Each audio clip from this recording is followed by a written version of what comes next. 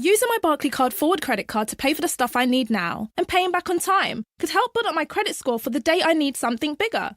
So buying weights for my workout, smashed it, or a set of headphones could help in the future when I buy my first car. Now that's forward thinking. Check if you're eligible at barclaycard.co.uk. 33.9% APR representative variable subject to application, financial circumstances and borrowing history. T's and C's apply. Responsible use of a credit card can help build your credit score when you pay on time. The Clyde One Super Scoreboard Podcast with Lookers Volvo. Buy your next car or book your MOT, service or repair online. It's game day, and this is the home of Scottish football. It's Clyde One Super Scoreboard.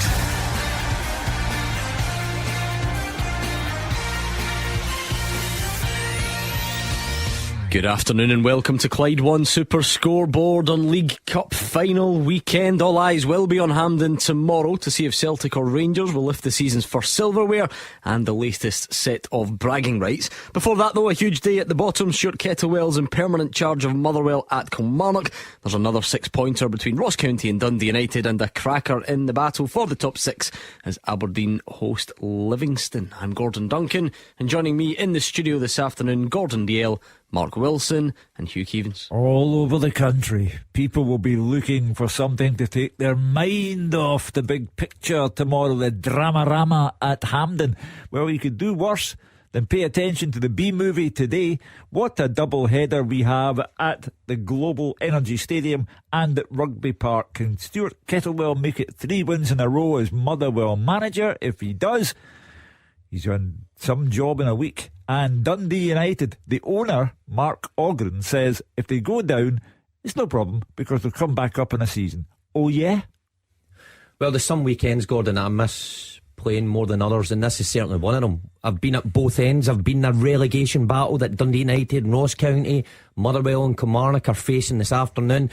And I've played in the cup final. What a weekend of football we've got in store for us. Yeah, I don't miss playing. I'm delighted to watch from afar. I look at the card this afternoon. Terrific card, very important games, and then the build up to the big one tomorrow. Yes, sit back and enjoy. One thing that is guaranteed in an afternoon or a weekend of Scottish football is drama. It is an absolute certainty. As the guys have said, proper 6-pointers. I think we can use that cliche now when you look at Kilmarnock, Motherwell and Ross County, Dundee United, St Johnstone, St Mirren, of course, as well. Aberdeen, Livy, lots to look forward to in the Premiership, down the divisions. And I've got a sneaky suspicion that at some point between now and 6 o'clock, we will build up to the League Cup final between Rangers and Celtic tomorrow. Because we've done it all week, Hugh Keevins. Yeah. 7 days down, what's another afternoon going to do? Well, we're now getting to that point where the fans are just exhausted. The nervous energy has taken them to the brink, and there's only one more sleep, except none of them will get a sleep tonight. They'll be too worried. I mean, you two will be at Hampden tomorrow, as it said in the headlines there. Yes, it's silverware tomorrow, but it's bragging rights, it's markers, it's psychological statements, it's all that sort of thing. It is a huge fixture coming up. Yeah, and we don't usually get out of the studio, so I'm hugely looking forward to it. But you're right, Gordon. I mean, the first trophy of the season. Obviously Celtic got a huge lead in the league, but what will winning the first trophy do for both sides? And both have been in such a fantastic run. Michael Beale, since he's come in, winning games every week. Ange Postecoglou, the same after the World Cup. Well, there's going to be disappointment for one of them tomorrow. I don't know if the boys will agree, but I feel this week and this game tomorrow's got a little extra edge to it. I don't know if it's the fact of Beale coming in. There've been one or two things. We've seen the two managers sitting next to each other in the press conference. We've heard Sakala's comments that upset a few Celtic supporters. But I just think the two teams really going out there, both in form. Yes, attractive football, you'd probably say Celtic better, but it's not about attractive football. It's about winning a cup and silverware, and that happens tomorrow. Plenty time for that a bit later on. We'll get all the guys involved in a preview as well. But for now, these 3 o'clock fixtures are huge. 4 of them in the Premiership, 4 in the Championship, and a good card in League 1 and 2 as well. So let's get stuck right in. The first of our potential relegation 6-pointers, Kilmarnock against Motherwell, and Gabriel is there. Yes, thanks, Gordon. And as we have said, it's all about the battle of the bottom today. A huge game down here in Ayrshire. A classic six-pointer between two sides in the bottom four, with just one place and 3 points separating the two teams. Kidley's form has been so hit and miss of late. They've won 3 and lost 4 of their last 7. However, they have been so consistent here at Rugby Park all campaign.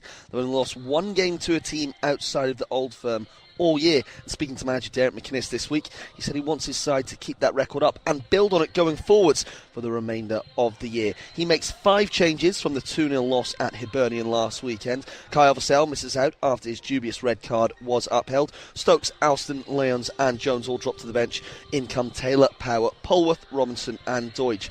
So the team is as follows. Looks like a 4-4-2 formation. Sam Walker in goal, Lewis Mayo right back with Joe Wright and Ash Taylor in the centre of defence, Luke Chambers on the left hand side. Alan Power and Liam Polworth will be in the middle of the park with Rory McKenzie and Dan Armstrong on the wings. And Scott Robinson will play just off Christian Deutsch. The substitutes are Hemming, Stokes, Alabiosu, Alston, Leons, McEnroy, Murray, Jones and Wales. Well, what about the visitors? Motherwell. This is the first game under the official management of new boss Stuart Kettlewell. That was announced on Wednesday night, and what a turnaround it's been since he's been in charge. 2 wins from 2, dragging them from the foot of the table into 9th place. Another win here, and the Steelmen would perhaps start to look up rather than down, and that is part of the ambition with the Lanarkshire side. Kettlewell even mentioned European football in his press conference earlier this week. We'll have to wait and see about that one, though. He keeps the faith in the same 11 players that beat Hearts 2-0 last Sunday. It's a 3-5-2 formation again. Captain Liam Kelly is in goal. Paul McGinn, Callum Butcher and Dan Casey the defence. Max Johnson will be right wing back with James Furlong on the opposite flank. Dean Cornelius and Sean Goss in the middle of the park with Blair Spittle just in front of them. John Obika partners Kevin Van Veen up top. Oxborough, O'Donnell, Mugabe, Slattery, Crankshaw, Dunzaki, Aitchison, McKinstry and Tierney are the substitutes. The referee here is Alan Muir and Andrew Dallas is on VAR. Oh, what a game in store, Hugh Keevins. So much at stake. Well, the same Motherwell team 3 games in a row, and the Motherwell team who have beaten Hearts and beaten St Mirren, teams above them in the league table. I think Stuart Kettle is more than Stuart Kettlewell. You're boiling. I ran out of steam there. Stuart Kettlewell is more than a novelty bet. I think this guy's got sound management skills, and he's shown that already. And I think he'll do 3 in a row today. I can't believe we've just started a theme on the show, but I noticed, and I was going to bring this up later, but you've laid it on a plate for me. Have you noticed these billboards that are appearing around Glasgow? When I was driving to work today, apparently you can now buy your Celtic and or Rangers branded kettle and toaster. Really? Some company, I can't remember which one it is selling both. This weekend of all weekends. Wow. So there we go, I digress. Gordon, you can totally look at this both ways. If you're talking about recent history, the last couple of weeks, momentum, feel good factor, you're taking Motherwell all day. If you're looking at Kilmarnock, 23 points on the board this season, 21 of them at Rugby Park. A remarkable difference between home and away form. So if you base it on location, you're probably taking Kelly all day long. That's why I'm fearing for Motherwell this afternoon. Gordon, they've had 2 terrific results, new manager in, a bit of stability, which is good for a club, moves the club forward. Look, if they got 3 points today, I think it'd be massive, taking them out of that relegation battle. But you said that they're about Kilmarnock's home record. Derek McInnes, experienced manager. Motherwell going in probably favourites, you would say, with their recent form. I'm expecting a home win this afternoon. I'm sorry, I'm going against my traitor. Yeah, I'm only honest, Hugh. Good thing for Motherwell fans. I think they'll be happy that there have been no changes again. 3rd time in a row. I mean, there's not too many times you could have said that this season. Stuart Kettlewell seems to know what he wants at this side. The players understand him. Same again for him this afternoon. Of course, this won't be decided today anyway. It's only one game, but you're trying to avoid, Hugh Keevins, people's worst fear that you put an interim manager, he wins a couple of games, you give him the job, and then he stops winning games. Yeah. I mean, Stevie Hamill got off to a better start as well. Once he took the job permanently, then went downhill a bit. But Stuart Kettlewell, I'm sure, will be desperate to keep that positive run going. I looked at the game against Hearts last Sunday, and I thought to myself, what a transformation in the space of 3 hours worth of football. And I thought about the Motherwell players, you cheated the last guy, because if you were capable of that, last Sunday. You were capable of it when Stevie Hamill was there. So I think those Motherwell players maybe need to look in the mirror. However, in a very short space of time, Stuart Kettlewell has transformed them. And that's why I don't share Gordon's pessimism when it comes to Motherwell today. I think they have the goods. I think they can go to Kilmarnock minus Kyle Vassell because of a ridiculous ordering off that was then made even more ridiculous by throwing out his appeal. And I think Derek McInnes is up against it. Going to look forward to that one for sure. Kilmarnock taking on Motherwell. Should be a cracker down there at the bottom. Motherwell in 9th, Kilmarnock in 10th, separated by 3 points. So clearly a huge incentive for both sides this afternoon. What about that other relegation 6-pointer? Roger Hannah is at the Global Energy Stadium for Ross County against Dundee United. Yeah, a huge game for both teams this afternoon, Gordon. Interesting to hear Mark Wilson saying these are the kind of days he wishes he was pulling his boots back on. Well, let me tell you, the Dundee United have enough to worry about without Mark talking about a comeback. They are bottom of the table, 20 points from 25 games. County just 1 point in one place better off, having played a game more. Neither side is in good form ahead of this drop zone 6-pointer to Coke Gabriel at the Global Energy Stadium today. United 5 straight defeats, only 2 goals scored. That's really upped the heat on boss Liam Fox. There were protests against the sporting director Tony Asghar at the club's AGM in midweek. Owner Mark Ogren is back in Scotland. He's here in Dingwall today. He has already offered votes of confidence for both Fox and Asghar this week. But this is a huge game for Dundee United in terms of Premiership survival. County just 1 win in 12. That's a run that's included 7 defeats. Owura Edwards is banned today after that ridiculous red card at St Mirren. If you thought Kyle Vassell's was ridiculous, go back and watch Owura Edwards challenge in Trevor Carson and earned him the red card. The good news, of course, for Malky Mackay is that Eamon Brophy is available again and starts after missing out against his parent club St Mirren last Saturday. Tight game here in October, 1-1 when Tony Watt, who's now replaced Brophy at St Mirren, cancelled out Ross Callaghan's opener. But United did beat County 3-0 at Tannadice in December. Edwards sent off that day as well. A comedy on goal by Conor Randall. Really everything that could go wrong for County went wrong that day. And if United fans and producer Callum are needing any sort of boost for a big game like this, it's United's record up here, Gordon. They're 8 without defeat in the league up here in Dingwall. They haven't lost a league match here for 8 years. When Andrew Davis scored a winning goal for County in the same season, he lifted the League Cup. So that doesn't really bode well for the hosts. It's an attacking lineup Malky's gone for, though. I'll just give you just how Ross Laidlaw in goal. He's gone back to a back four. Conor Randall, Jack Baldwin, Alec Iacoviti and George Harman. He's got Nohan Kenna and Victor Latourie in midfield. And then Guyon Edwards, a first start since his loan move in January. And Jan Danda will support a front two of Jordan White and Eamon Brophy on the bench. Monroe, Chinchola, Watson, Callaghan, Sims, Murray, Smith, Stones and Alec Samuel. The big team news for Dundee United. 21-year-old goalkeeper Jack Newman makes his first ever start for the club. Mark Birighitti, who was injured losing that ridiculous goal to Stevie May against St Johnstone last week, is fit, but he's only starting in the bench today. Liam Fox going with the youngster. He's been out on loan at Peterhead, but his 5 minutes coming on for Birighitti in the defeat to St Johnstone last week is only first team action of his Dundee United career. Fox, interestingly, has gone back to a back four, maybe to offer a little bit more protection to Newman. So it's Jack Newman in goal. The back four is Liam Smith, Ryan Edwards, Charlie Mulgrew and Aziz Behic. 5 across the middle, Jamie McGrath, Craig Sibbald, Arnold Doom, Dylan Levitt and Kai Fotheringham. And up top, Stephen Fletcher. On the bench, Birighitti, McMahon and Graham, Niskin and Middleton and Sadat, Freeman, Aina and McLeod. The referee is Stephen McLean. The VAR is David Dickinson. So is Birighitti struggling with bruised ego, Roger Hannah, after that embarrassing mistake? I thought he was going to be out for the long term here. He is approximately 10 yards in front of me, Gordon. He is going through a full warm-up with Jack Newman and Craig Hitchcliffe, the United goalkeeping coach. There doesn't really seem much wrong with the shoulder that forced him off last week. He's been hurling balls from a distance into Jack Newman. I think he was maybe off with embarrassment 7 days ago. Certainly looks like it. Well, those are your 2 big games at the bottom. Now, St Johnstone are in 8th, but you look at their points tally and fancy them to be looking upwards. And it's the Battle of the Saints at McDermott Park. Different priorities to the games we've just covered. Fraser Wishart.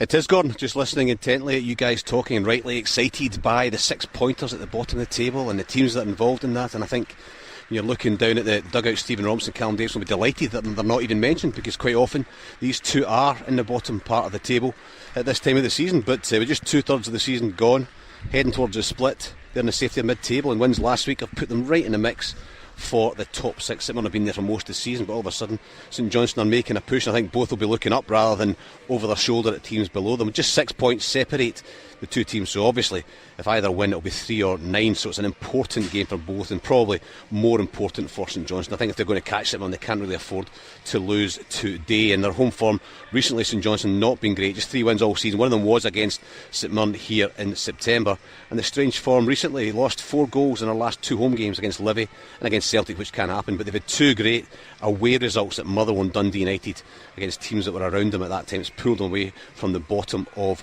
the table. They've had an excellent season up front. I think a couple of strikers who've been in really good form. Nicky Clark's an excellent signing, leads the line well, and he's really combined well with Stevie May, who scored 2 goals last week. And we're seeing the old Stevie May with his pace and his work rate, and he's adding a few goals to it today. But for St Mirren, win last week against Ross County, reversed a run of 3 defeats, but their away form has been pretty poor all season. Only 2 wins during the season so far, but a win today would leave them just 3 points behind Hearts in 3rd place. But they've been hit by a lot of injuries, especially in attack. They let Eamon Brophy go on loan, but then long-term injuries after the window closed to Grieve and Ayunga has left them really short. Only Watt and Main as the strikers, but when you add into Declan Gallagher, Keanu Bacchus, Scott Tanzer and long-term Richard Tate, the squad is really, really stretched. Not usually more than a goal either way in the games between the two. So you've got St Johnstone not great at home, St Mirren not great away. I think it's going to be interesting to see how this one pans out. For the team news, just one change for St Johnstone. Andy Constantine was suspended last week. He comes in for Jason Brown, who drops to the bench. So they go with their normal 3-4-1-2 formation. Remy Matthews in goals, Alex Mitchell, Liam Gordon and Andy Constantine at the back. Dre Wright, Dan Phillips, Cammy McPherson and Adam Montgomery across the midfield, with Melker Harberg in that advanced role behind the 2 strikers, Stevie May and Nicky Clark. Just 8 subs for St Johnstone: Ross Sinclair, James Brown, Tony Gallagher, David Witherspoon, Graham Carey, Jamie Murphy, Theo Bair and Zach Rudden. For St Mirren, they go with just one change. Declan Gallagher picked up that hamstring injury last week. Alex Gogic comes in to replace him. So their normal 3-5-2, Trevor Carson in goals, Marcus Fraser, Alex Gogic and Charles Dunn at the back. In midfield, Ryan Strain, Greg Kiltie, Ryan Flynn, Mark O'Hara and Thierry Small, with the 2 strikers, Tony Watt and Curtis Main. And a really young bench for St Mirren today. Take out the 2 experienced defenders, Shaughnessy and Taylor. They've got a 16-year-old, a 17-year-old, an 18-year-old, a 19-year-old and 2 20-year-olds. So youth getting their chance here due to the injury problems. The subs are Joe Shaughnessy, Richard Taylor, Lewis Jimison, Kieran Offord, Fraser Taylor, Luke Kenny,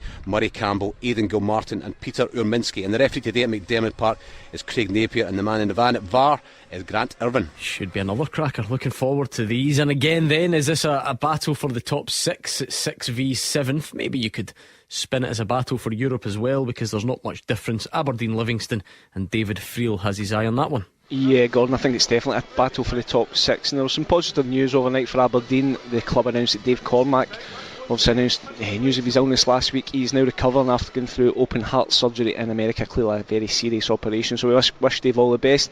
I'm sure an Aberdeen win today would help the chairman feel a little bit better. This is a big game for Aberdeen, as you said. Win today and they will leapfrog Livingston into 6. It's been a season to forget. You know, Jim Goodwin has gone now, but I think securing a top 6 finish is pretty much all they have to play for, and they do still have a chance, but they need to start winning games, starting with today. They lost at Celtic last weekend.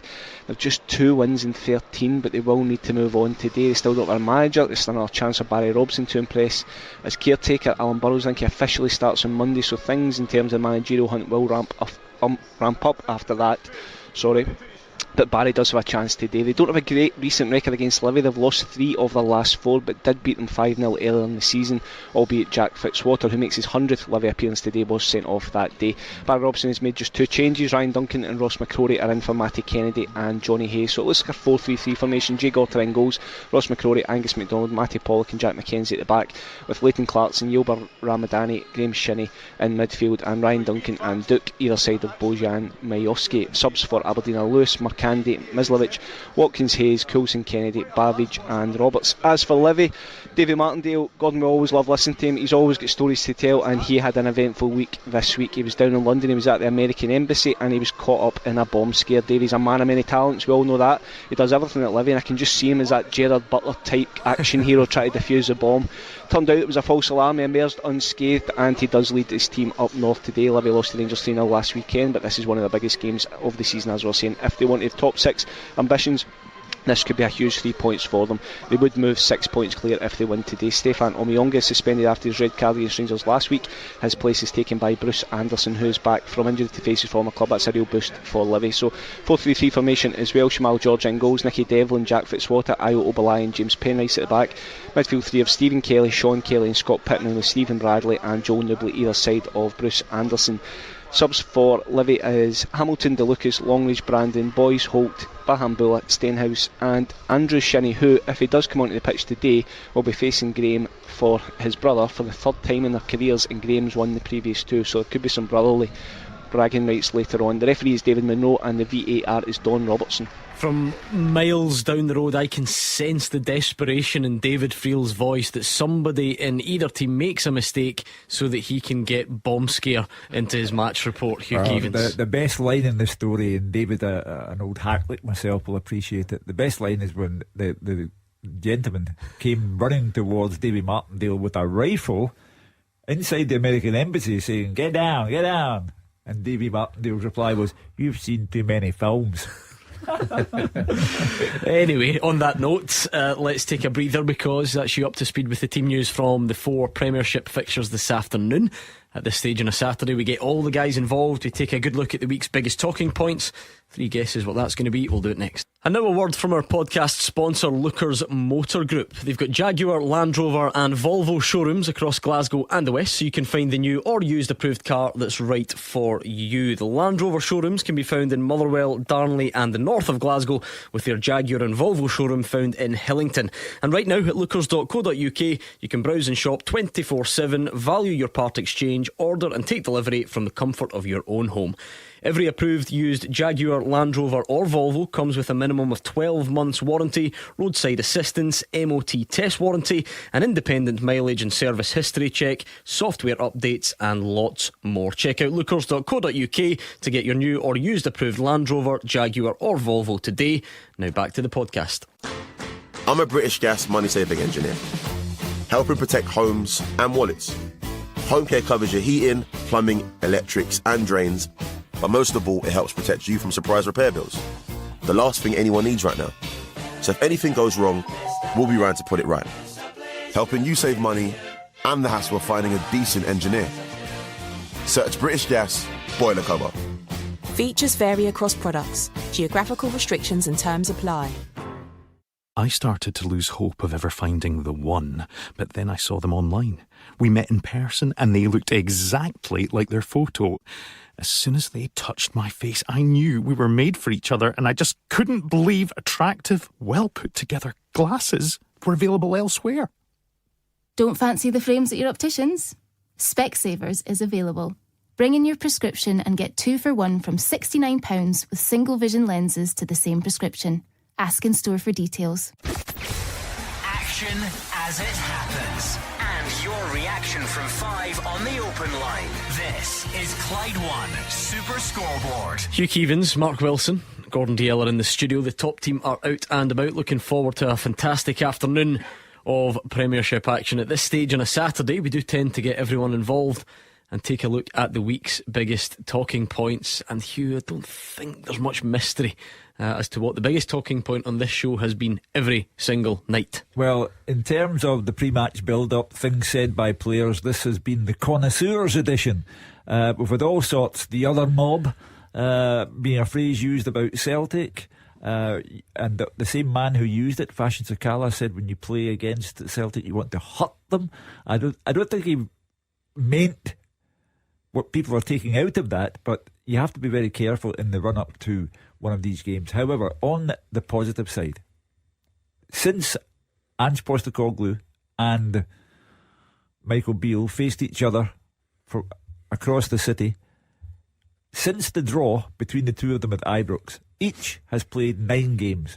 Each has won those 9 games. They both have incredible momentum.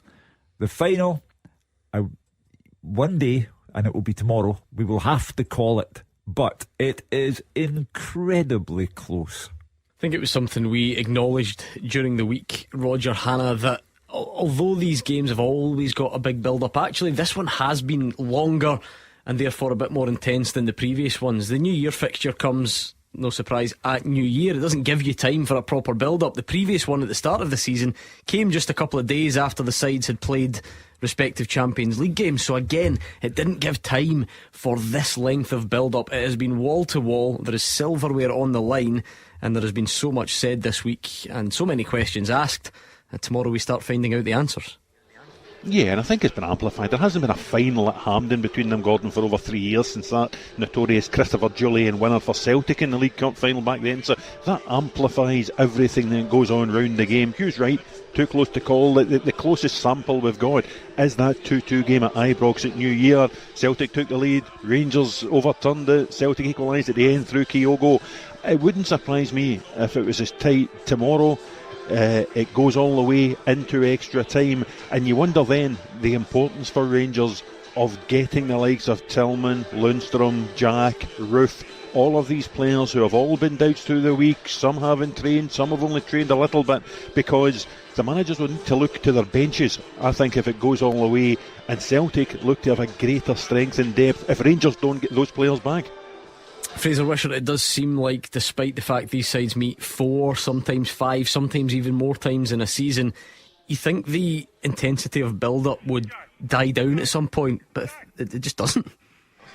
I know, it's crazy, and I was part of a Rangers team that was involved in these games many years ago, and not being a Rangers or a Celtic supporter as a kid, you didn't really get it as much, but when you played there, my goodness, it's intense when you're playing in these games as well. So the players will know exactly what's going on and the importance of the game. And I think these games are more important at this moment because the gap between Rangers and Celtic and the rest is so big and it's growing. We used to think that going to Tynecastle or going to Pittodrie or going to Sunday Fir Park, a difficult game. Well, the Old Firm drop points. They're not doing that, and in some cases are winning in these places very, very comfortably. So therefore, over the season, to stop your opponents and your other team winning a treble or to win a cup or win a league, then you're going to have to win the games against the opposition in Old Firm games. So that's why it's so important. For Michael Beale, he would just love to win his first piece of silverware, and put a real marker down.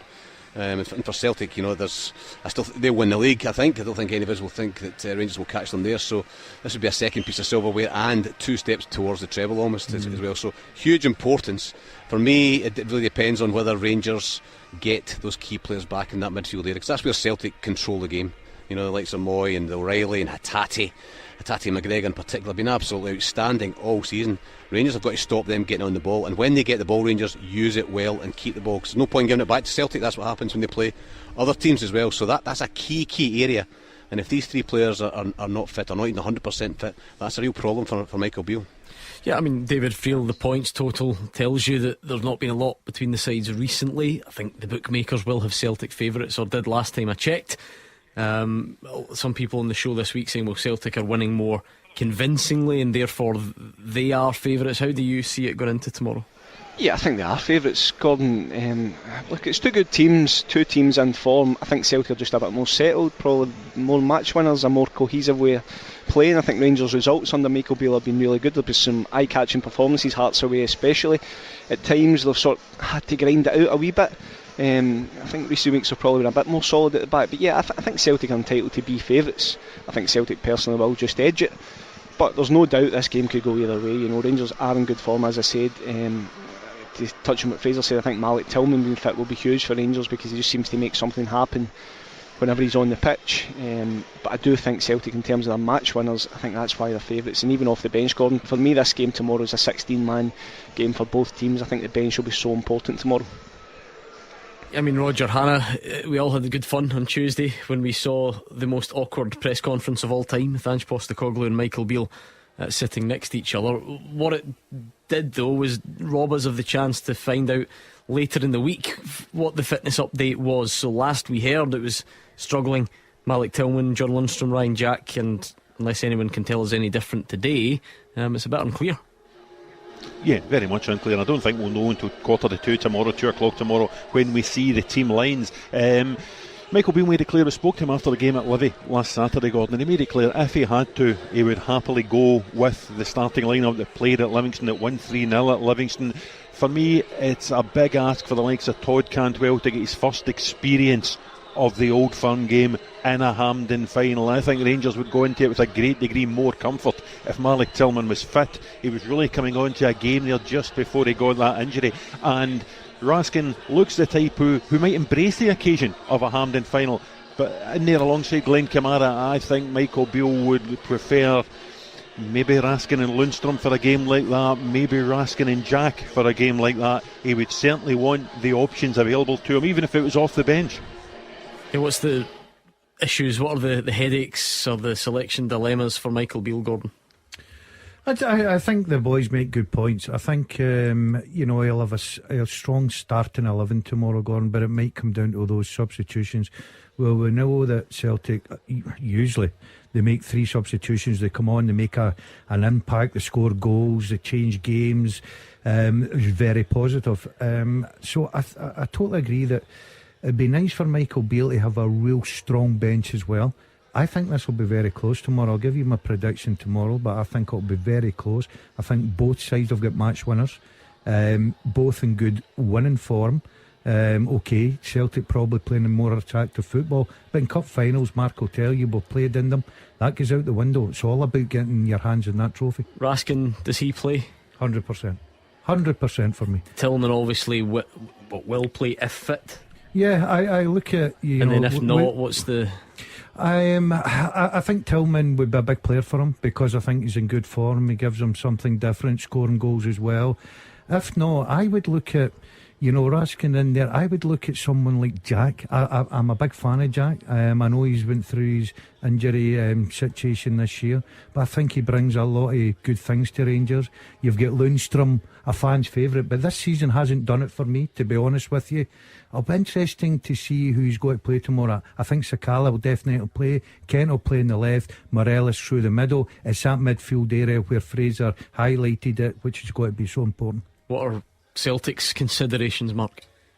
Well, I think just one, really. I think it's that midfield area where it's between Moy or O'Reilly. Now, we took callers all through the week, and I think the majority agreed that Moy was a man in form just now. Even though Riley's came back into the side and he's playing decent stuff, Moy has shown over a number of weeks that he can control and dictate the tempo of games. And I'll go back to that game at Ibrox. Moy sat on the bench. As soon as he came on, he showed that bit of composure, and that's where Celtic got a real grip of the game again and got back into it. So I think that'll be Ange Postecoglou's only consideration, because I think the rest of the team picks itself. You could look at the front line, and in the wide areas he's got loads of options, but I think he'll stick with the ones that he knows: Maeda, Jota and Kyogo through the middle. It's incredible that in the same season Celtic have taken Rangers apart at Celtic Park on the 3rd of September, 4-0, going on anything you like.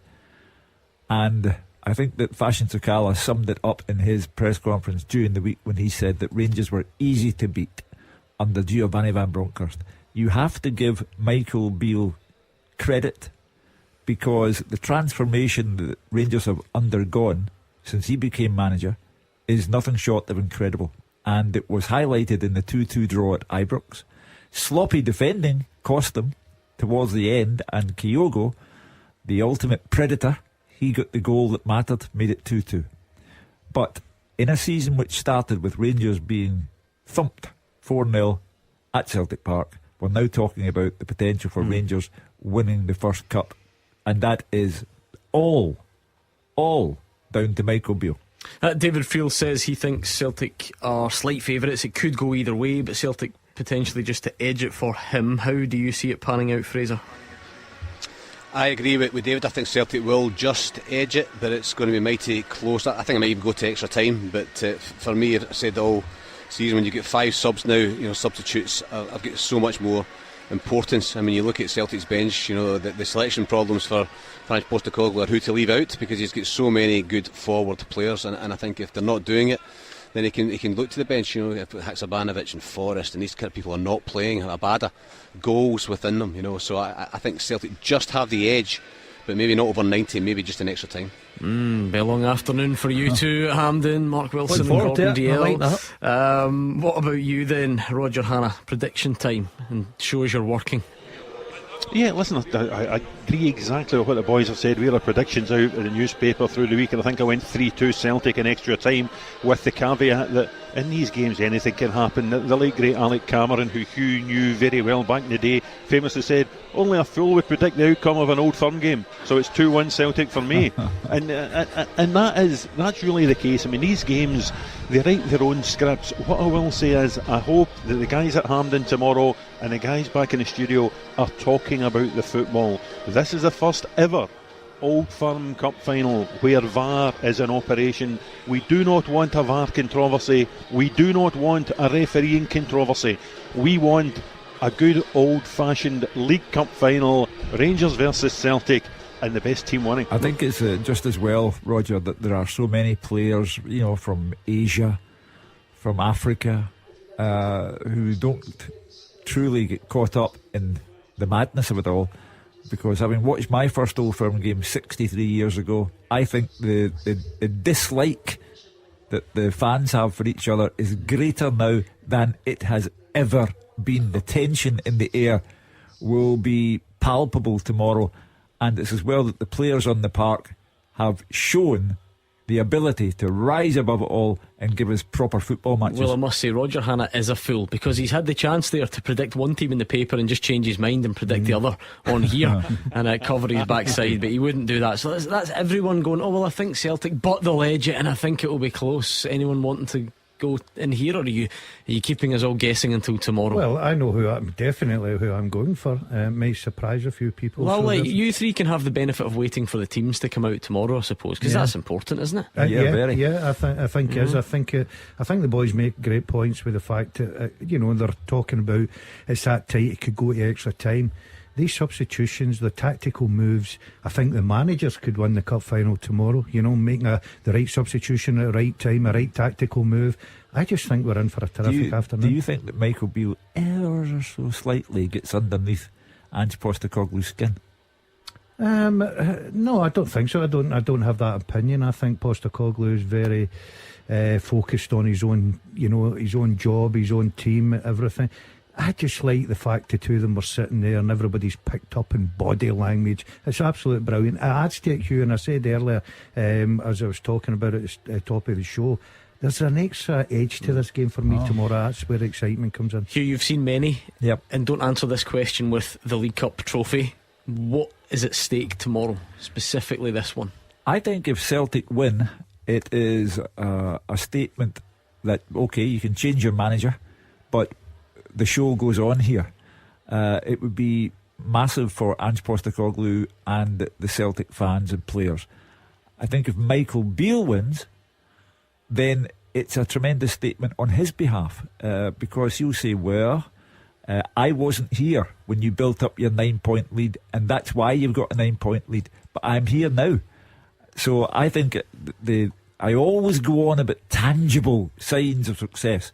Michael Beale is famous for talking his head off, and he's good at it, but until you've got something in the trophy cabinet, it's only talk. So for him, a cup final win would be massive, and the Celtic fans would have a seed of doubt placed in their minds, and the Rangers fans would say, this guy is going to bring about a shift in power. Plenty more where that came from throughout the afternoon, of course, on the open line later as well, so stay tuned. But we go back around the grounds ahead of the 3 o'clock games, huge games in the Scottish Premiership, and we'll go back round the grounds next. The team with the biggest support in Glasgow and the West. This is Clyde One Super Scoreboard.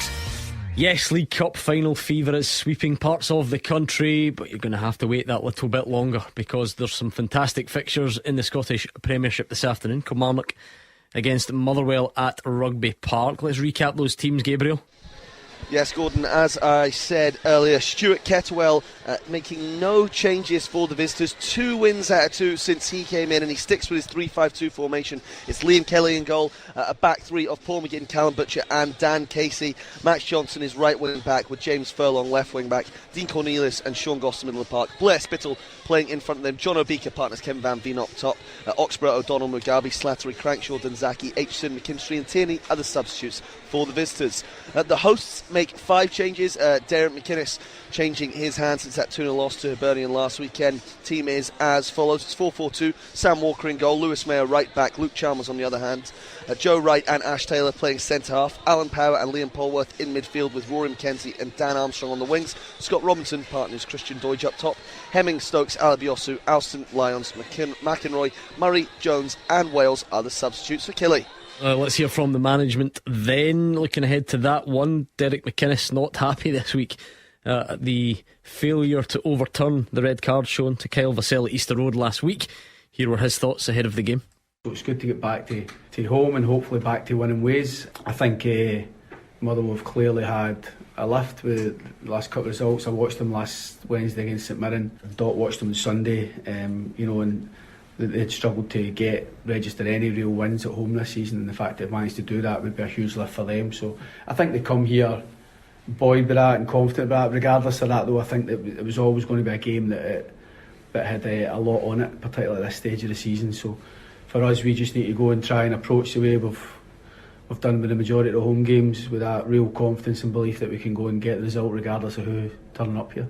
And one of the other stories of this week, yes, it's been mainly dominated by League Cup final build-up, but a managerial change. There was talk of Ian Holloway and Jack Ross and Grant McCann. Stuart Kettlewell took 2 games, won them both, got given the job, and not only for the remainder of this season, but till the end of next season as well. Here's what he had to say ahead of his first game in permanent charge.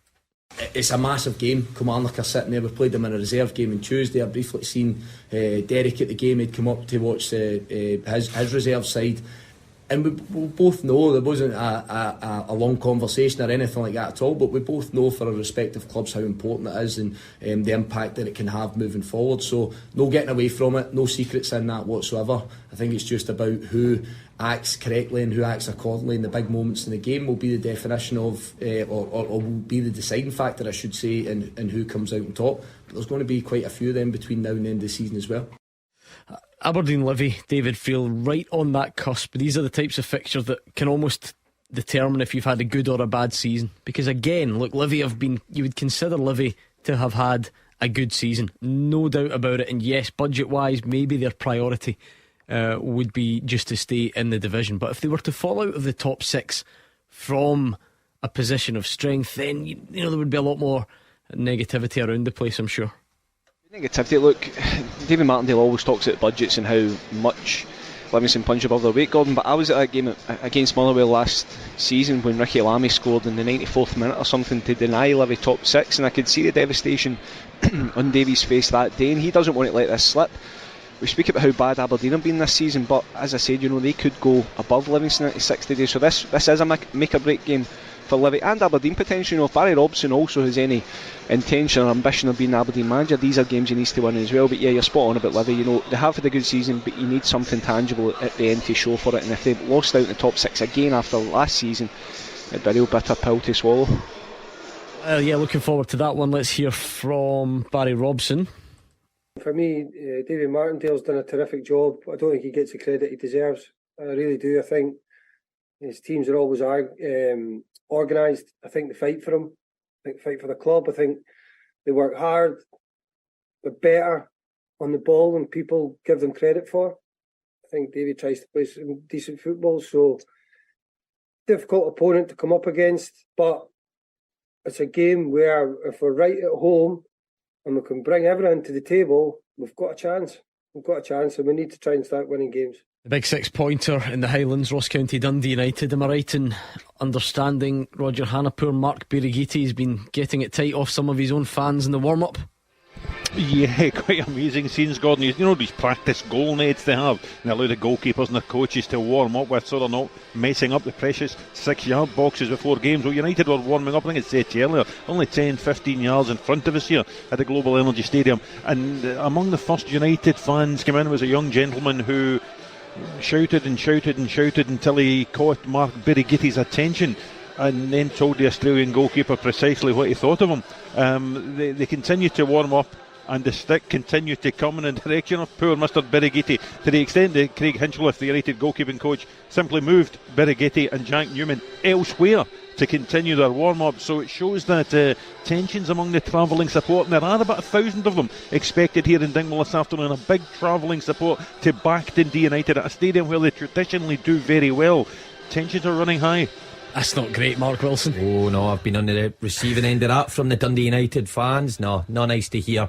But he has to take ownership of what he done. United won today. It will all be forgotten about.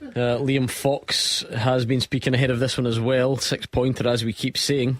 It's a big game. It's a game that we would very, very much love to win. It's a game that we'll be doing absolutely everything we possibly can to win.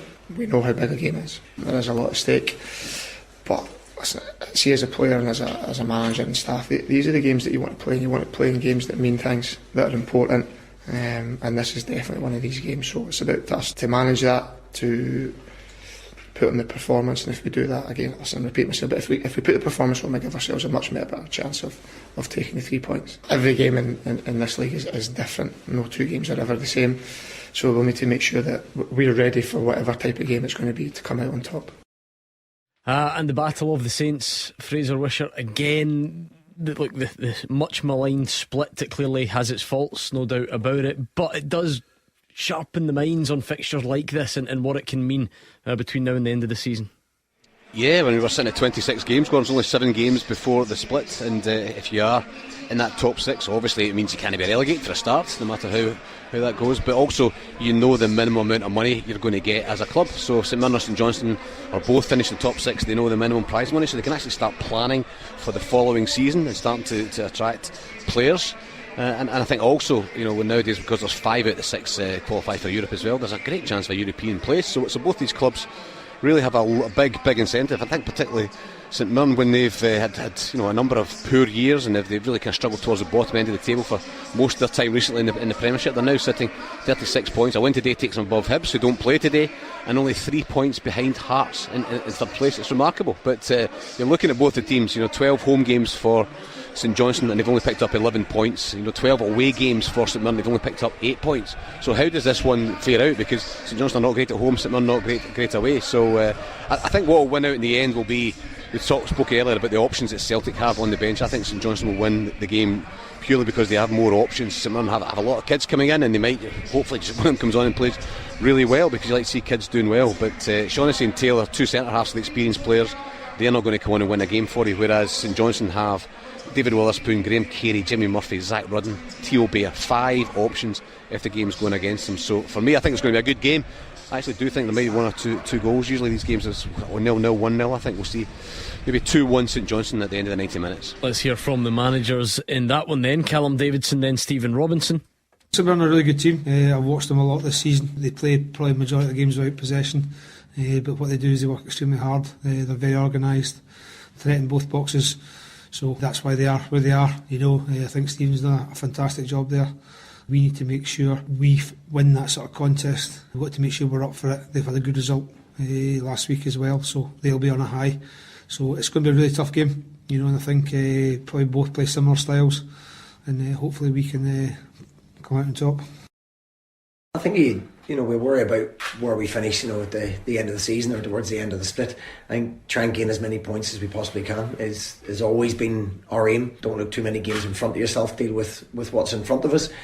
St Johnstone had a very good result away at Dundee United last week. I think Callum's an excellent manager. They're very organised, very well coached, and they've got a talented squad. A big squad and a talented squad, and we have to have the same application, the same quality as we had last week, and take that away from home. And that. The scene is set then. We've got 4 fantastic games in the Scottish Premiership, Championship, League 1 and League 2. Exciting stuff as well. And the build-up continues to a certain cup final that takes place tomorrow. The 3 o'clock games are next. The team with the biggest support in Glasgow and the West. This is Clyde One Super Scoreboard. 3 o'clock games getting underway around the country. 4 featured matches in the Premiership for you this afternoon, but of course we keep an eye on everything else that's happening up and down the country. Anything else you need to know from further afield? Plenty of nonsense from these 3: Hugh Keevins, Mark Wilson and Gordon Dalziel in the studio, followed by the open line. Where else would you rather be on a Saturday afternoon? Hugh Keevins, 4 games then in the Premiership. What's the ACCA looking like? I'm going to suggest that Davy Martindale will be in his second security scare of the week and will not survive against Aberdeen. It's a home win at Pittodrie. Motherwell to win 3 in a row under Stuart Kettlewell at Kilmarnock. I think the situation at Dundee United with the sub-goalkeeper being berated by his own fans sums up the state the club's in at all level of operations within Tannadice.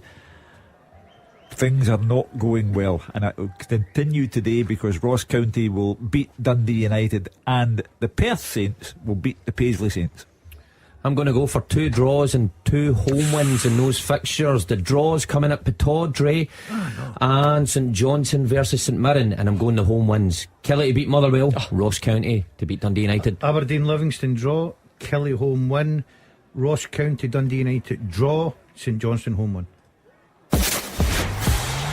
Clyde One Super Scoreboard Goal Flashes with Clyde Built Home Improvements. Trade accounts available now. Call them today. Let's do it then. The 3 o'clock games are underway. Any early action should be with us very soon indeed. Nothing to tell you about at the moment, but sit back, enjoy the afternoon's drama. We'll preview tomorrow. We'll have some teasers for you very soon as well. And you never know, you always learn to expect the unexpected in here on a Saturday afternoon. That is an absolute certainty. But hopefully some early goals to get us up and running. Roger Hanna makes a good point. He's watching the game at Tannadice. He says that Dundee United are wearing that daft green third kit. They won't sell many of those. Awful, he says. And the reason being, that's what we bought producer Callum as his goodbye gift. Not cheap, from Super Scoreboard. Not cheap at all, those. I couldn't believe the amount of money I had to throw in. Incredible, absolutely incredible. What a leaving gift there. Yeah. I got a pair of socks when it was my 60th from him, and I'm throwing money at it left, right and centre. No thanks whatsoever. I knew this would happen though, because he left last week and we've given him the big send off and he's back. We've advertised the job and all that sort of stuff, but he's back for some sort of like testimonial this weekend or something, today and tomorrow. He's with us tomorrow, and it's his leaving night tonight. Who in their right mind, or any other mind for that matter, plans a leaving night the night before? You 3 are needed. Ridiculous. Tomorrow. I can't make it. I'm simply not going. I'm professional. My head's on the game. Tomorrow you're going to be at Hampden tomorrow. You're going to be in here. You're going to be behaving yourself. I've passed a few fitness tests on match day before. Don't worry about that. I'm in the vehicle tonight, so I'm fine. Yeah, right, okay, that's fine. We'll see how it goes on. A nice friendly start though at Dundee United's away fans singing "If you hate Tony Ashgar, clap your hands." So they've gone up there to let their feelings known about various things by the sounds of it, Hugh. I've got a former Dundee United player standing beside me. I've got a Dundee United supporter and producer in the booth behind me, and I have to say I have very serious concerns for Dundee United. They are failing at every level. The owner to come over from America and say it doesn't matter if we get relegated, we'll come up in a season. What a ridiculous statement to make when you've got almost a third of the season to go and the fans expect you to be fighting for survival like there's no tomorrow. Tony Ashgar had a very bad January transfer window. Nothing about it made any sense. They let Tony go. Your best hope of a goal, you let him walk out the building. The manager was assistant to Jack Ross, failed. Assistant then to his successor and failed. He is the successor. Pardon me? He was the successor. Well, he's failing. Good argument. I like that response here. I thought they would have jumped last weekend and changed the manager. I really have fears for them as a club, because the last time they went out of the division, it took them 4 seasons to get back up. So for the owner to say we'll come back up in a season, how do you know? If you're a fan and you heard the owner coming out and say, and reading some of those points, and the point about there will be no change to Tony Ashgar or Liam Fox, he's quite happy with everything apart from the position of the club. I mean, what hope have you got? Now, if Liam Fox goes there and loses today and he loses next week, if you're a Dundee United fan and you're thinking, well, the owner's saying there's not going to be a change, what have you got to be optimistic about? Well, listen, Tony Ashgar doesn't need to feel that down about things, because there's always someone more unpopular than you in football. And speaking of which, Douglas Ross is having technical issues on the sidelines at Rugby Park apparently. so they're just getting his walkie-talkie sorted out, and he's a busy man. We'll be good. You know, you see him on the news all week, you know, giving speeches in Parliament, and then he's running the line. Surely he would want a day off. Do you think this show is the forum for this type of discussion? No, let's move on. Just out of curiosity. Gordon's never even heard of him. I know. So let's move on before someone says something they regret. We are clearly back up and running there though, because Danny Armstrong has just fired wide from 30 yards. Duke was through down the left for Aberdeen, hit the side netting, but then the obligatory late flag went up anyway. So a bit of action early on, but no goalmouth scares yet to tell you about. So we'll have a look. In fact, nothing down the divisions at all. And speaking of down the divisions, I always love the Championship anyway, because it tends to provide great drama. But particularly today, you look at Partick Thistle, all the uncertainty there, going away to bottom of the table Arbroath, still never an easy place to go. Queen's Park, top of the table. Hamilton bottom until recently, but Hamilton are flying all of a sudden, and the Accies welcome Queen's Park. Dundee and Inverness would be two of the teams that would be looking up the way. And Morton Cove, what more do you need to know other than this was the week that the Morton manager Dougie Imrie played Beat the Pundit on Clyde One Super Scoreboard. But we'll get back to that in a minute, because we've got a huge goal in the Highlands. But who has it gone to? Goal flashes with Clyde Built Home Improvements. Oh, Ross County 1, Dundee United 0. And a goalkeeping calamity. Oh no! From Jack Newman, who's replaced Birigiti following his calamity last year. Newman came out, Edwards and Mulgrew went back the way. Calamitous all round, no one dealt with it. And Eamon Brophy scored on the angle to make it 1-0 early on. And those Dundee United fans that were berating the goalkeeper, berating the sporting director, well, I dread to think how they're feeling now. Well, Newman last week, if you remember when he came in, it sounded similar. He rushed out for a ball, he miscleared it, and he should have been punished on that occasion. He was only on for a couple of minutes. Another one today, everything going against United. But on the flip side, the positives, Ross County, we said, if you sign goal scorers, you have every chance of getting out of the mess they're in. And there you go, Brophy. I'm sorry, you know, one of my favourite pastimes on here is to look at the way that club Twitter accounts describe things, you know, in their own biased fashion. Look, technically this can be true, right? But Dundee United's version is goal for County. Brophy opens the scoring against the run of play. A couple of minutes in. Who's writing that, David Friel? Run of play. But anyway, technically it can be right, but there are 6 words that come to mind about this development: going down, going down, going down. Nothing is working for Dundee United on any level, and the decision to put Jack Newman in for his first ever start, I don't care how much of a calamity Birigiti had last week. He's a professional footballer. Sometimes you just have to get on with it. You know, John McLaughlin lost 4 goals to Celtic in September and played in the Champions League the very next game. So it's a managerial mistake to put Newman in, and it hasn't taken long for the mistake to be shown. I've just remembered it. I came up with what I thought was a brilliant idea, but you might tell me otherwise, and I forgot to execute it. So as we mentioned earlier, we were collecting some gifts for producer Callum leaving. We got him Dundee United shirt and some socks and key rings and various bits and pieces. And I said to my wife last night, I've got some money left over, I know what I'm going to do. I'm going to take myself to the local bookies, please gamble responsibly, and I'm going to put money on Dundee United being relegated, and I'll stick it in his card, and that way, if it happens, he'll at least get some money. He's never going to bet on his own team going down, but if it happens, he'll go, that's really annoying, but there we are, I can cash in this bet. That's a great idea. I forgot. You probably wouldn't have got odds in it. Bookies have probably stopped taking bets on that. Yeah, the odds were looking better before that goal went in. So what a good idea, Gordon. I like that. I was thinking it can't be that good when I didn't execute it. Anyway, Brophy's now hit the post. Apparently Jack Newman looks as uncomfortable as Gordon Dalziel at a wedding fair, Roger Hanna says. Good bit of Kelly pressure early on. Scott Robinson breaks through, just couldn't quite find that cut back as he went through there as well. So before we get any more drama, Hugh, early on, let's do this. The first half teaser with the scottishsun.co.uk/football for the best football news and opinion online.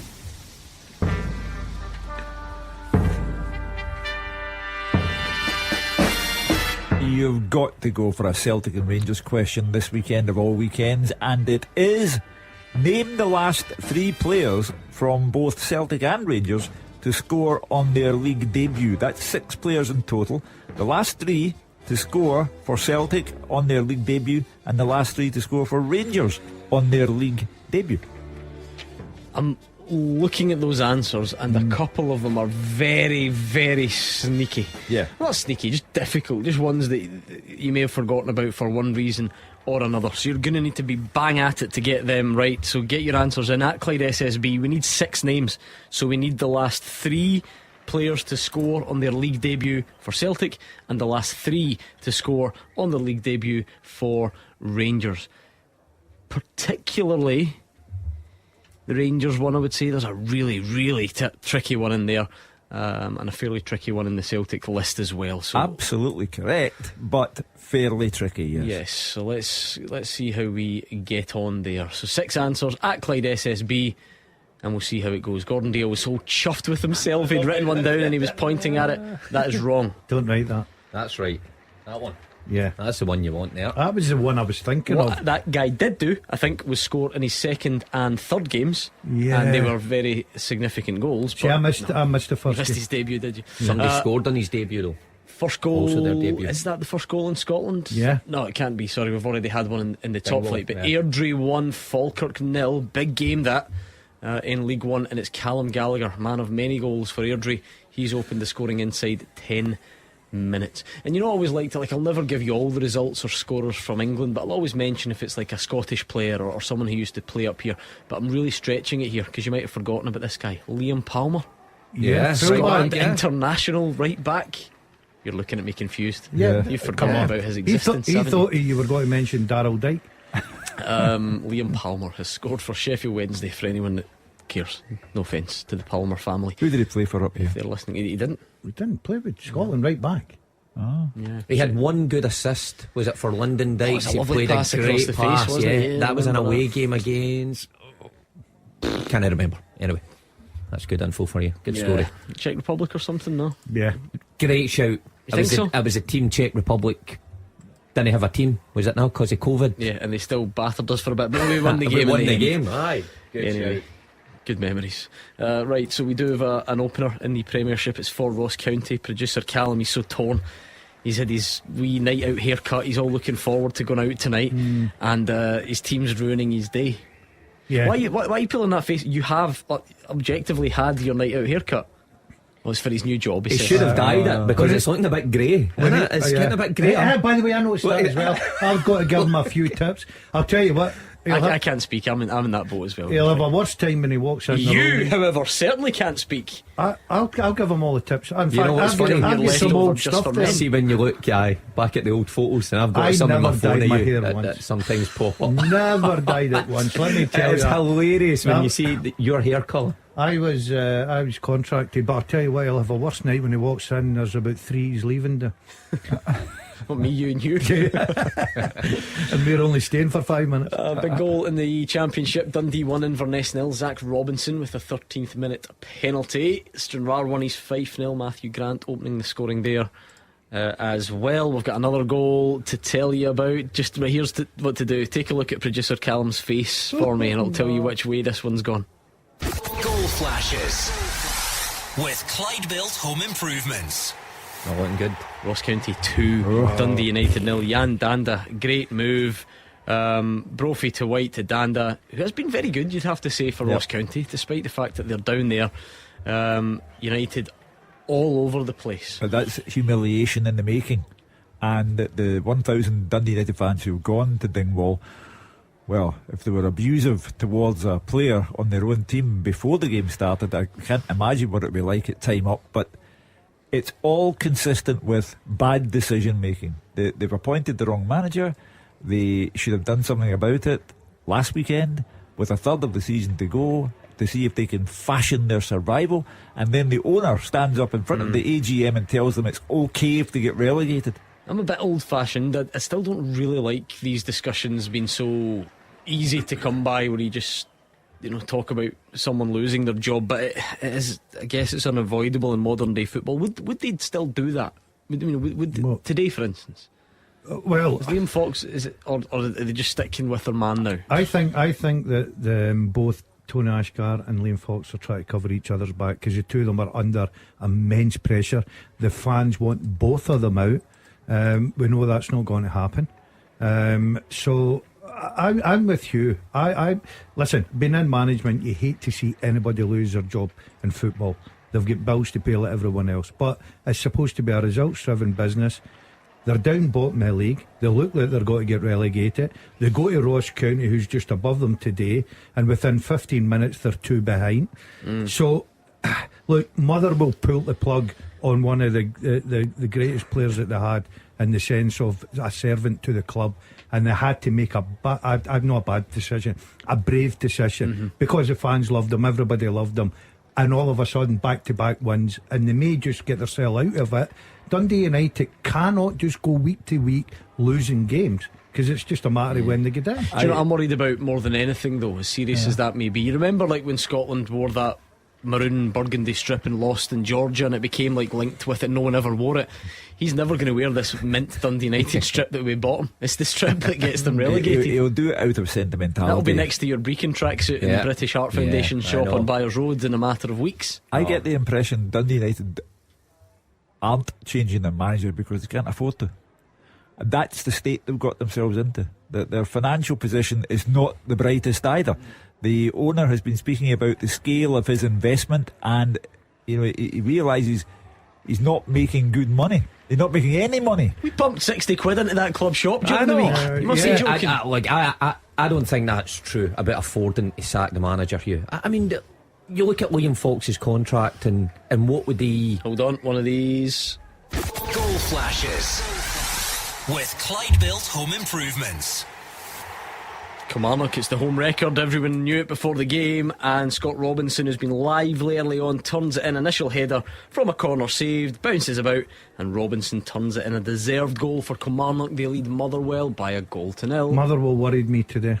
Look, let's not get carried away. There's a lot of football still to be played in both games. You can't see Dundee United really coming back, because I don't think they've got the character. Motherwell certainly have in the last 2 games, St Mirren and Hearts, which were difficult games for them. But I just think that you get that initial, and I heard it with the fans coming on here talking about, yes, he changed the formation, it was a different Motherwell. I heard that with Stevie Hamill, I heard that with Graham Alexander. 3 weeks, 4 weeks down the line, all of a sudden everything goes to pot. Now, I'm not saying that with Stuart Kettlewell. He's in today, this week, talking about Europe.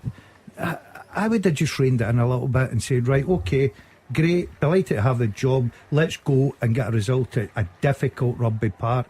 And so far it's went against him. Well, no one really does go and get a result at Rugby Park apart from Celtic and Rangers. What's the one other defeat there in the league this season?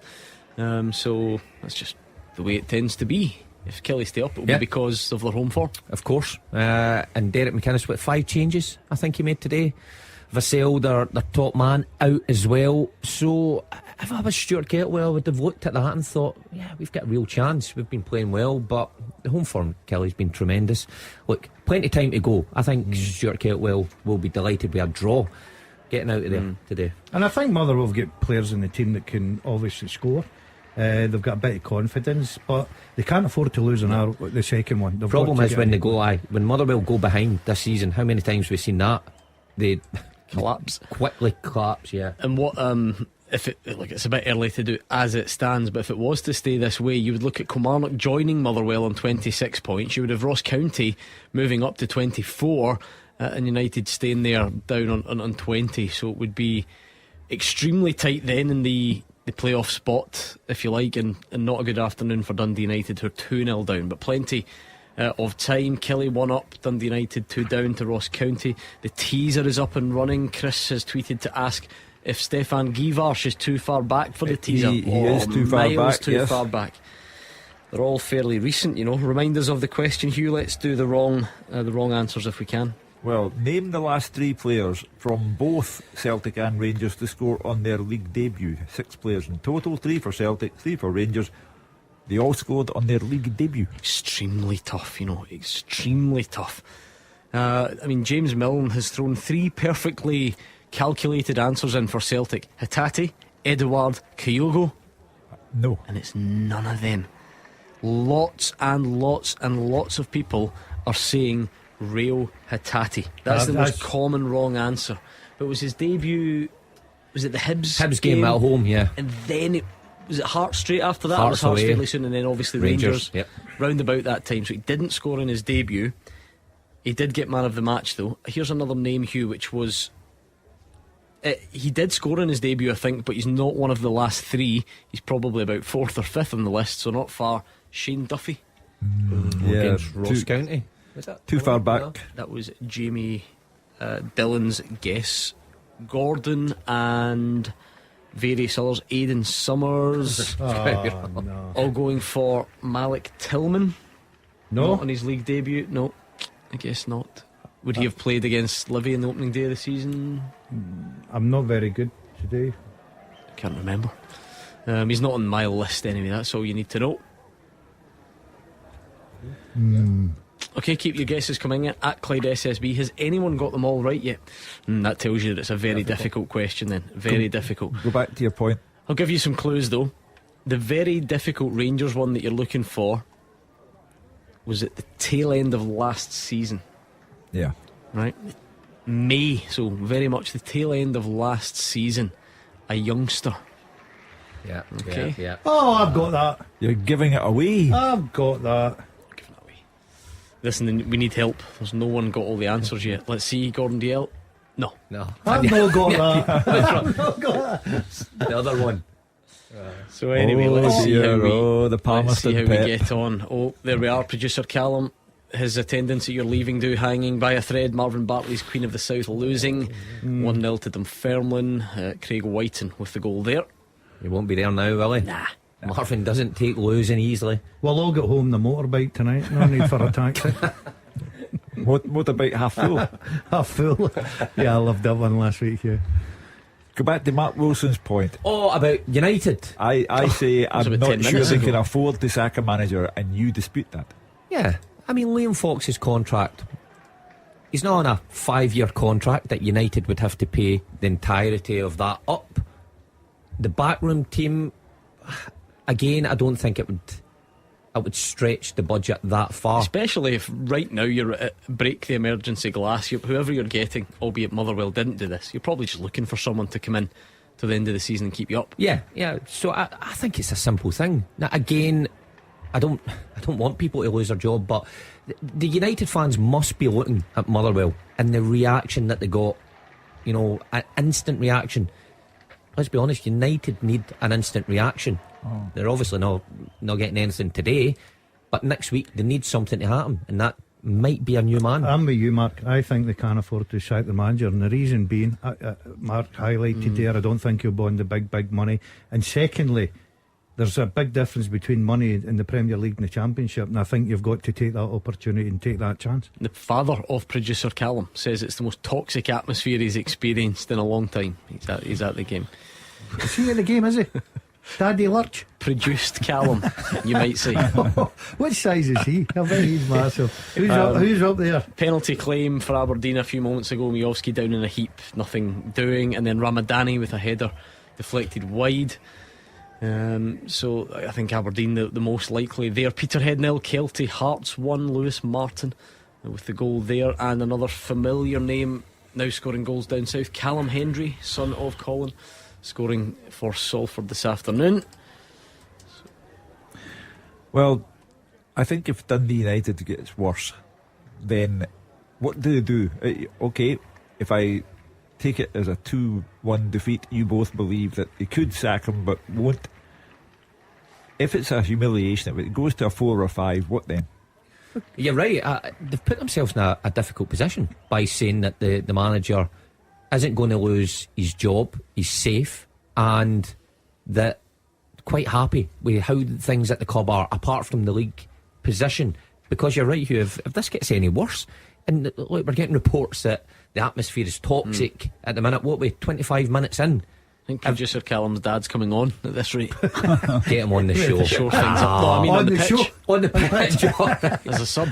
I hope he's better than his boy. To shore things up. This is a Ross County who can't score goals, who at kick-off time today had 20 goals the whole season long. They can't score goals. Lowest in the league, wasn't it? And they're 2 up inside 15 minutes. Yeah, it's not going well for Dundee United so far. Malky Mackay will be happy. And I have to, honestly, a man true to form, I forgot to tell you, Fraser Wishart gave it 15 minutes before he messaged to say that it's got 0-0 written all over it. Oh, that's not great, is it?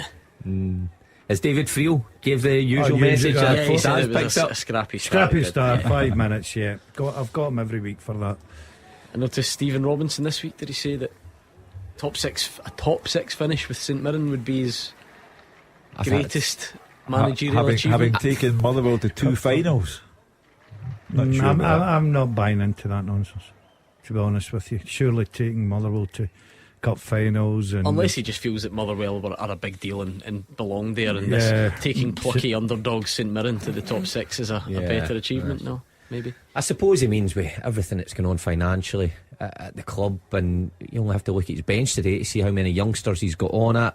But I'm the same as you guys. No way, if you take Motherwell to the cup finals, then you're not going to get much bigger than that, are you? And some of the league positions, where did they finish in the league with Motherwell? Third. I think it was a third place finish. It's nonsense. Well, there we go. That's what he said. Phone him up, Martin. Tell you're at it. It's up to him, I guess. You know what I mean? Yeah, it's how he feels about it. He knows inside the club, and he does say in terms of finances and cuts and redundancies. But I doubt Motherwell were flush either, were they at the time? So big goal down the road if you're interested in that sort of thing. I mean, VAR is taking a look, but Leandro Trossard looks like he's put Arsenal 1 up at Leicester. He's been a good signing. A good player. A traitor. Well, a traitor. What they get from 20 odd million? Was it? And his contract's running out. TT, they call him in my grandson's house. Traitor Trossard. Who are the Seagulls playing this weekend? I can't remember. Yeah, some fan you are. Must admit, I'm not the season ticket holder. I didn't care much to check myself either. It's supposed to be Newcastle, but because of the cup final. Right. There we go. Long way to go to lose a cup final. I had been again. I've told you I'll put a Scottish spin on absolutely anything. There you are. That Trossard goal doesn't stand. All this week been hoping that the fairy tale. Did you see it? Former Motherwell goalie Mark Gillespie. Oh. No. It's now looking a bit less likely, I think. But Kilmarnock's Nick Pope he got sent off last week, so he's suspended, and he misses the cup final. And Dubravka, the other goalkeeper, is cup tied. He's already played in the competition. So there's only 2 goalies left, and Mark Gillespie, former Motherwell goalie, hasn't played for Newcastle's first team for 2 years. And they were saying could have started the cup final. I think they're probably going to go with Karius. I think the former Liverpool keeper. He's not played for Newcastle either, I don't think. He wasn't good when he played every week. Never mind when he's been sitting on the bench. But there we go, Mark Gillespie. What a story that would have been. Nearly an exact copy of Kilmarnock's opening goal. Nearly did it again, but saved this time by Liam Kelly. Can you imagine that we're laughing at Trossard? Sorry, Ross County hit the post. Oh my. Was that the second time they've hit the post? Yeah, Brophy hit it early. But he's shooting practice on Monday. Well, as I say, if this goes 3-4, then it only adds to the tension. I mean, I really do think they have the look of the team fated to go down. There's just nothing going right. But it's incredible because we stood in here for months upon months talking about how good a side that Ross County players, the squad that they've got. Dundee United. Sorry, I said Ross County. Dundee United.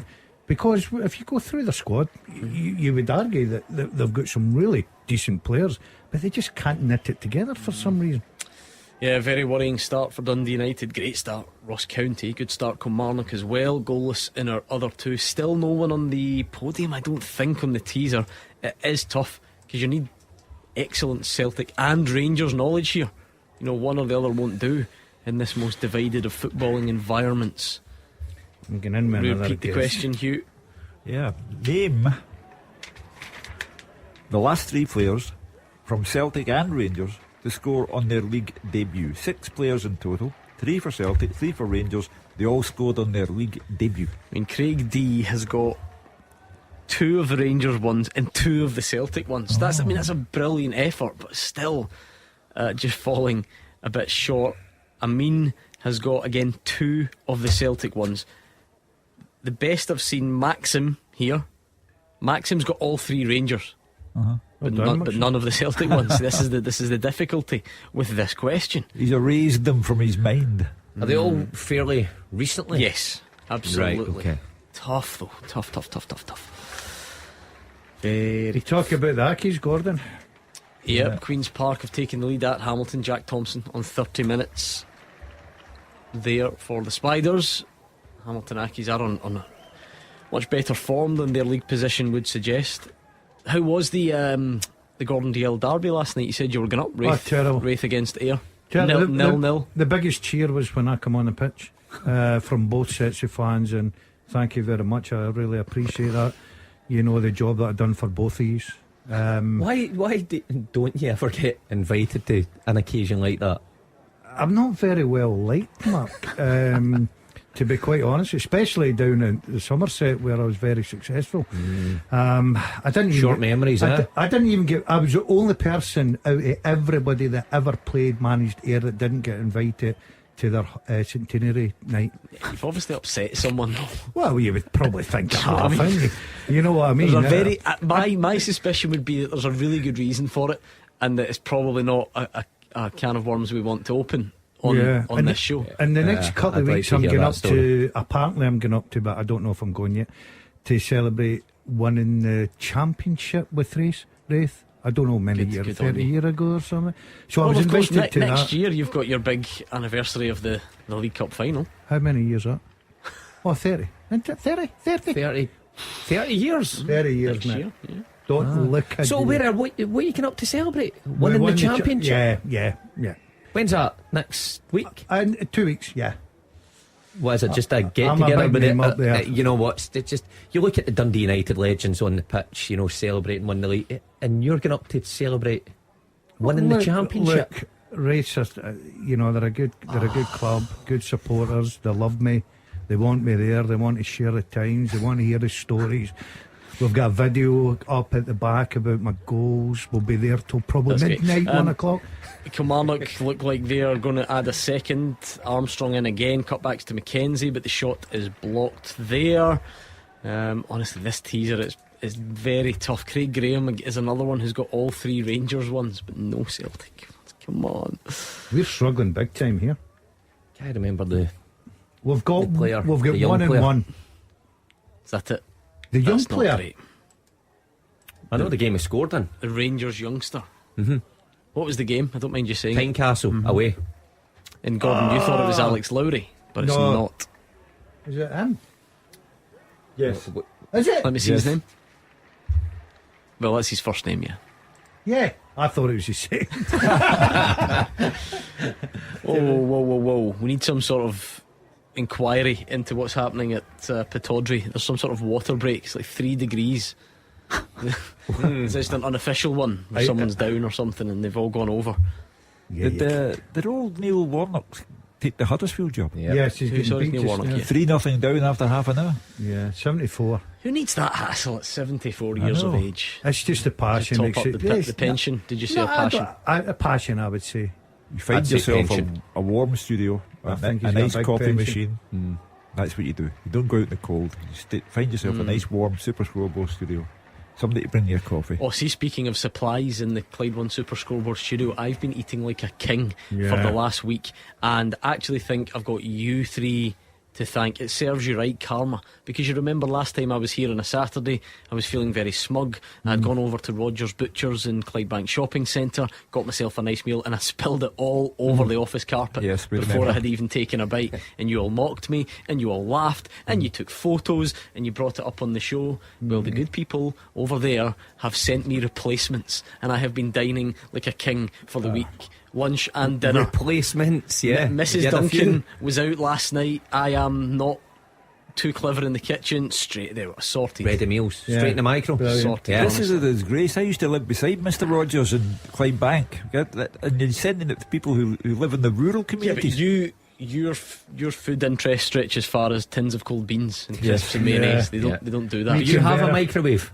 Yes, I can't imagine you. No, this is true. When Mrs. Keevins goes away, the microwave is programmed, if that's even the right word, so that all he has to do is start. Yeah, and that's genuinely true. Oh, what about the ones that you need to start halfway through and then restart again? No. Doesn't take that chance. Just fires in for 5 minutes and hopes for the best. Yeah, I'll eat the other half cold.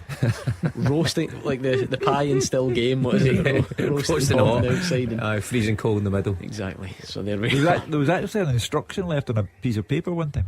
Press start. Do nothing else. He's not allowed to operate heavy machinery or anything microwaves. electrical. Yeah. So there we go. I was at the Tony Macaroni last week, and genuinely a guy just on the stairs just came up and said, "Does Hugh Keevins seriously have a Nokia?" Was it burning deadly serious? This is what it's like. This is what life is like being me. All people just want to talk to me about you three, as if you're some sort of big deal. Actually, I was in local park with my daughter yesterday. Lovely day, everybody was there, weren't they? Yeah. Out in the swings, and a guy came up and said, "Tell DL he's a rocket." but genuinely, right? And then I was sort of, yeah, sure. He's a rocket. I think he was just being serious. Like it was delivered with his point. It was delivered with just slightly too much aggression, and then he never said anything else. And that was it, and just off. So I think he was just being nasty, serious. Well.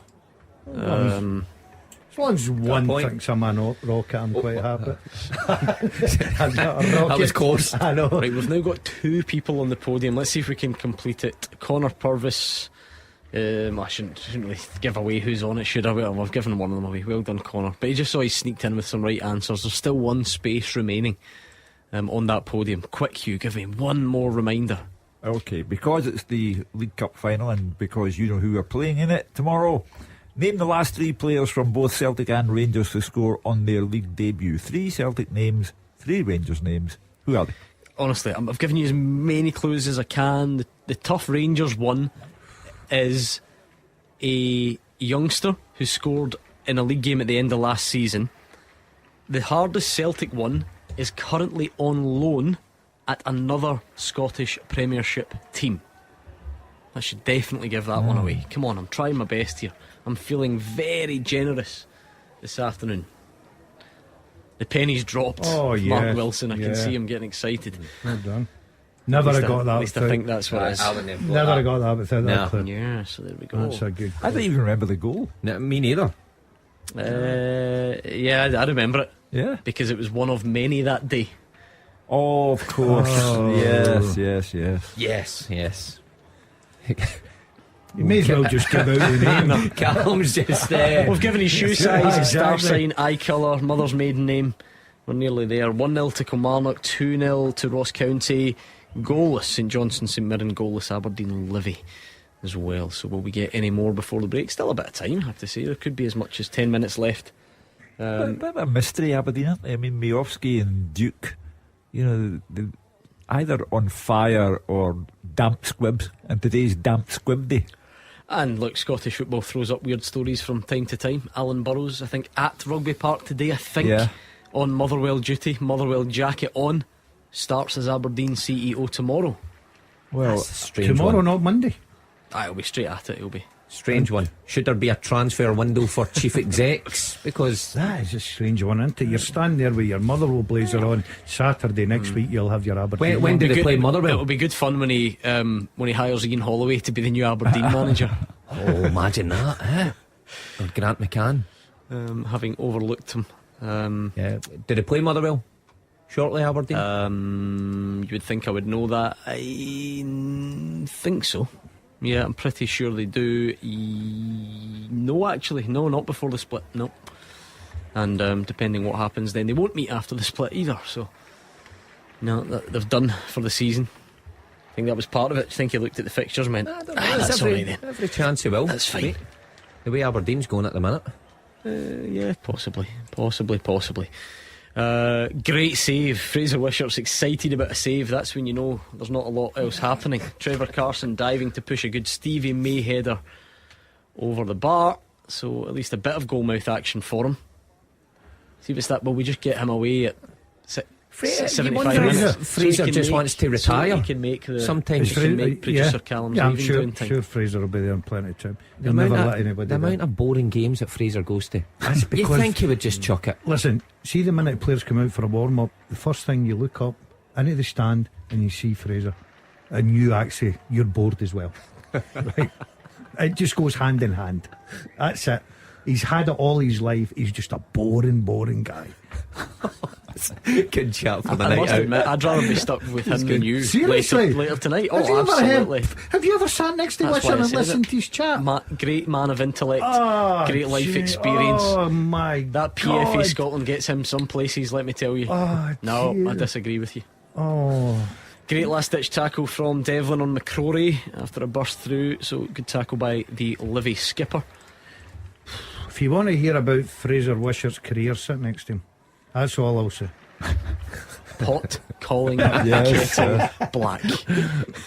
Wow.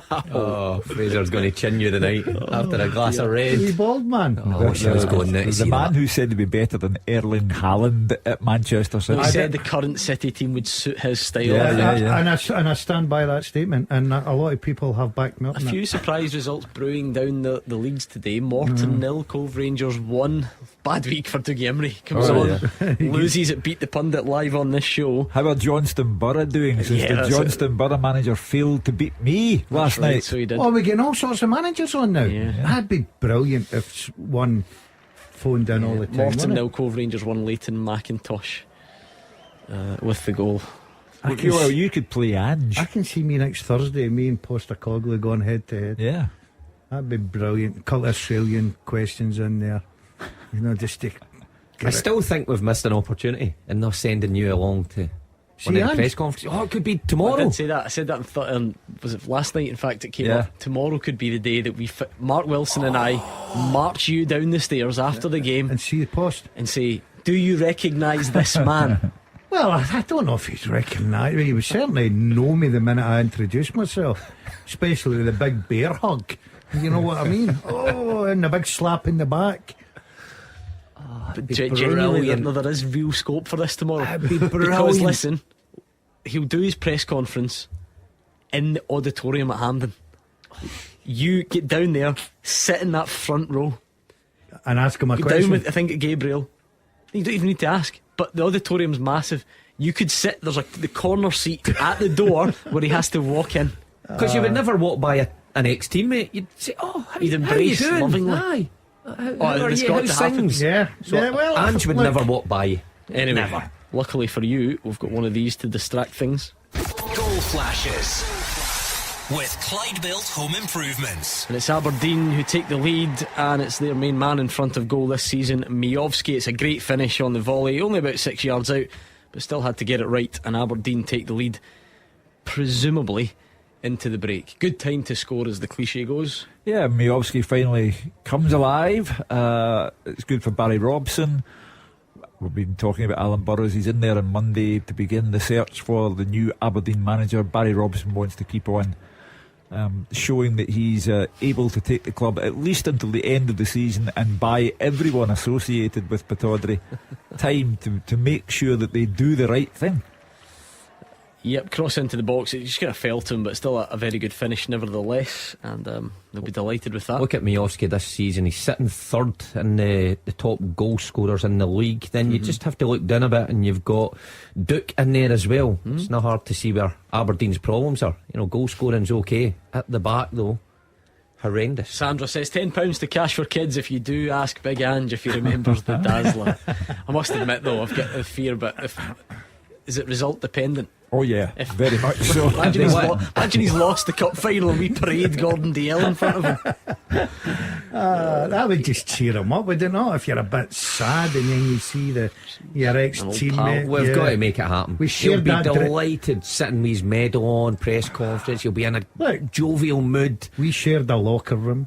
We're good friends. I remember speaking to him. Oh, so it's a locker room now. Yeah, not a dressing room. That's where they called over. And there. Hugh, the Johnston Borough manager who you tucked away on Beat the Pundit last night has been in touch to say they won today, so you didn't damage his confidence too much. The same can't be said for Dougie Imrie. Have I got the clip of Marvin? I don't have it today. I'll find it eventually. What a disgrace he was, Marvin Bartley. Yeah, it was a tight game. Very. I thought Dougie would have come on with a great bit of knowledge. He was hopeless.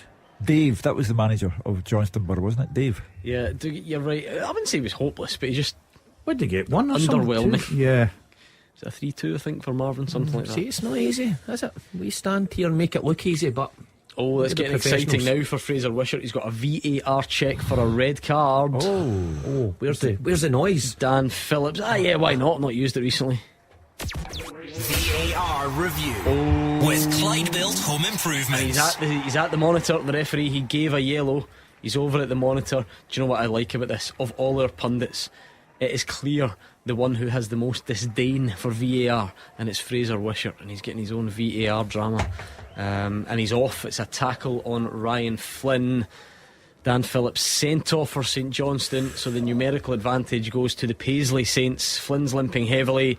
Dan Phillips sent off for St Johnstone after a VAR check. He's been excellent this season as well, yeah, he has. All this to look forward to tomorrow.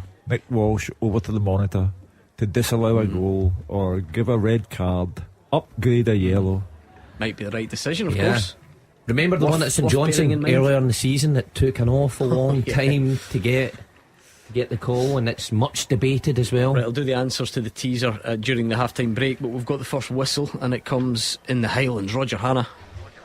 Ross County 2, Dundee United 0 at the break. As things stand, United 4 points adrift at the bottom of the Premiership table. A toxic atmosphere in the away end and more defensive disaster for Liam Fox's men. They started brightly, but they lost a calamitous goal after 6 minutes. Just a hopeful ball up the left channel by Jan Danda. 21-year-old goalkeeper Jack Newman making his first team debut looked to come out to deal with it. Centre halves Ryan Edwards and Charlie Mulgrew were both on the scene, but none dealt with it, and Eamon Barofi showed alertness. He pinched the ball and scored with a really accurate finish from an acute angle on the left hand side for 1-0. Moments later, Brophy hit the post as United were rocking at the back, but the second goal was only delayed until the 14th minute. Brophy, who's been absolutely terrific in his return to the first team, linked with Jordan White. They created an opening for Jan Danda in the box, and he guided his shot beyond Newman into the far side. It could have been 3 when Alec Iacoviti came up from the back for a corner. Delivery beyond the far post. White headed it back into the 6-yard box.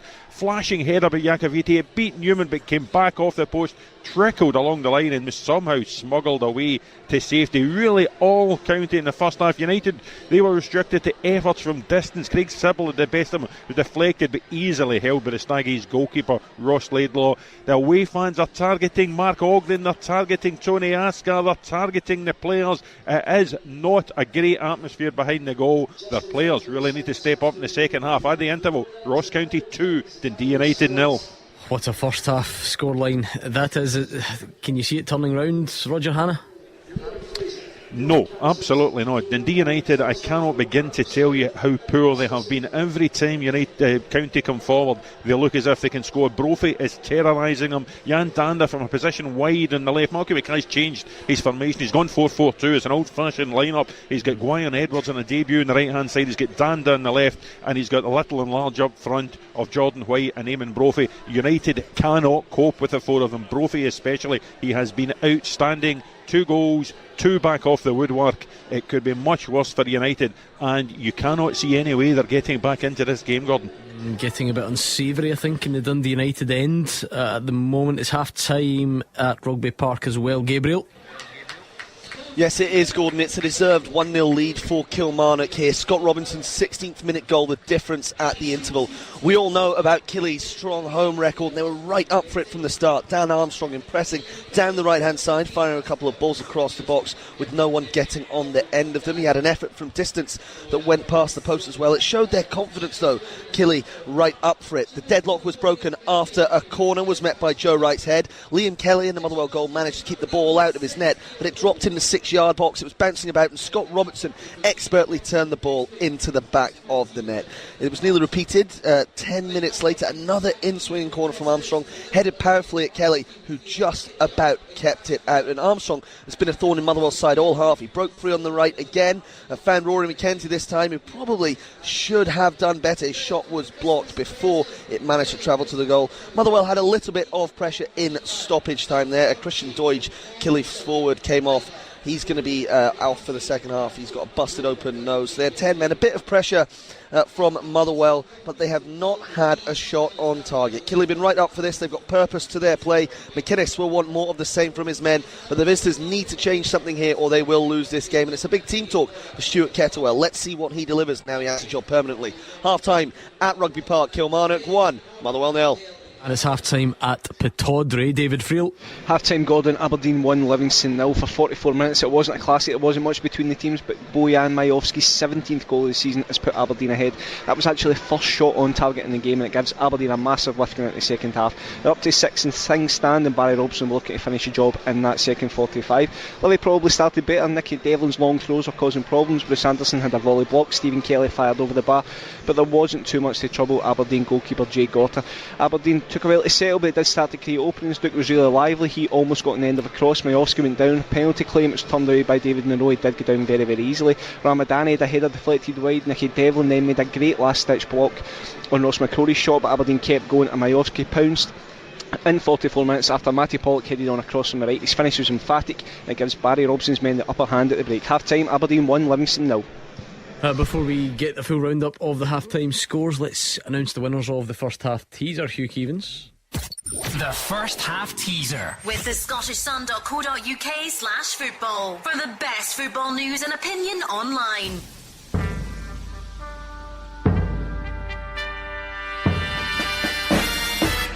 We asked you to name the last 3 players from Celtic and Rangers to score on their league debut. Celtic, Moritz Jens, Dyson Maeda and Liam Scales. Rangers, Amad Diallo, Jermaine Defoe and Cole McKinnon. Good effort, well done if you got them right. Maxim Sigalko in third place, Connor Purvis second, Lundstrom Loyal the winner. Fraser Wishart missed his half-time message to say that the whistle had gone. Fraser, you got late drama towards the end of the half.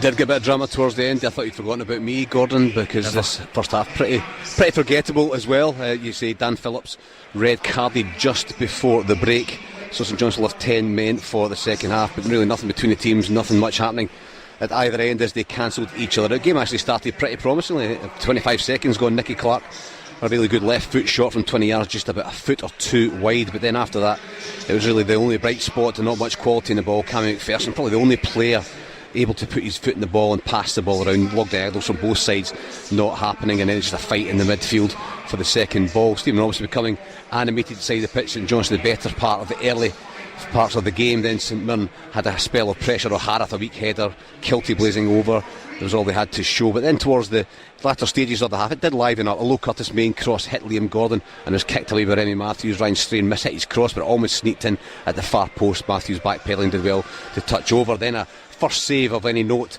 by the either keeper, 37 minutes. Montgomery did really well on the left hand side, got to the byline, deep cross met by the forehead of Stevie May, but good save by Carson Diving to push the ball over the bar. Tony Watt then cutting from the left hand side, we've seen him do it so often, curled a 20-yard shot a couple of feet wide of the left hand post. And then that incident I was talking about, it was a bad tackle by Phillips. I'm not sure it was a red card, maybe one of these ones, it was perhaps a yellow, perhaps a red, but he caught Ryan Flynn. It was a sore one for the Saints midfield player. Ref Craig Napier in a really good position gave a yellow card, but Grant Irvin in the VAR van said no, go to the screen, and Craig Napier changed his decision and showed the Saints midfield player the red card. Not a classic, plenty of endeavour, but little or guile in the last third. There might just be one goal that settles it, especially for St Mirren, now going to have to step up and do more on the ball with the extra man. Half time at McDermott Park, St Johnstone 0, St Mirren 0. We will do a full roundup of the half time scores next. The winning team all season long. This is Clyde One Super Scoreboard. Half time in the Scottish Premiership. Aberdeen 1, Livingston 0, Kilmarnock 1, Motherwell 0, Ross County 2, Dundee United 0, and St Johnstone 0, St Mirren 0. In the Championship, Arbroath 0, Partick Thistle 0, Dundee 1, Inverness 0, Hamilton Accies 0, Queen's Park 1, Morton 0, Cove Rangers 1. Into League 1, it's Airdrie 1, Falkirk 1, Alloa 0, Montrose 0, FC Edinburgh 1, Clyde 0, Peterhead 1, Kelty Hearts 1, and Queen of the South 0, Dunfermline Athletic 1. In League 2, Albion Rovers 0, Annan Athletic 0, Bonnyrigg Rose 0, Stenhousemuir 0, Dumbarton 1, Elgin 1, Forfar 0, Stirling Albion 0, and Stranraer 1, East Fife 0. And finally, the English Premier League, every single game is goalless. So we'll be back for the second half next. I started to lose hope of ever finding the one, but then I saw them online. We met in person and they looked exactly like their photo. As soon as they touched my face, I knew we were made for each other, and I just couldn't believe attractive, well put together glasses were available elsewhere. Don't fancy the frames at your opticians? Specsavers is available. Bring in your prescription and get 2 for 1 from £69 with single vision lenses to the same prescription. Ask in store for details. I'm a British Gas money-saving engineer, helping protect homes and wallets. Home care covers your heating, plumbing, electrics and drains, but most of all, it helps protect you from surprise repair bills. The last thing anyone needs right now. So if anything goes wrong, we'll be around to put it right, helping you save money and the hassle of finding a decent engineer. Search British Gas boiler cover. Features vary across products. Geographical restrictions and terms apply. The Clyde One Super Scoreboard Podcast with Lucas Jaguar. Here, wherever and whenever you need them. Visit them in store or online.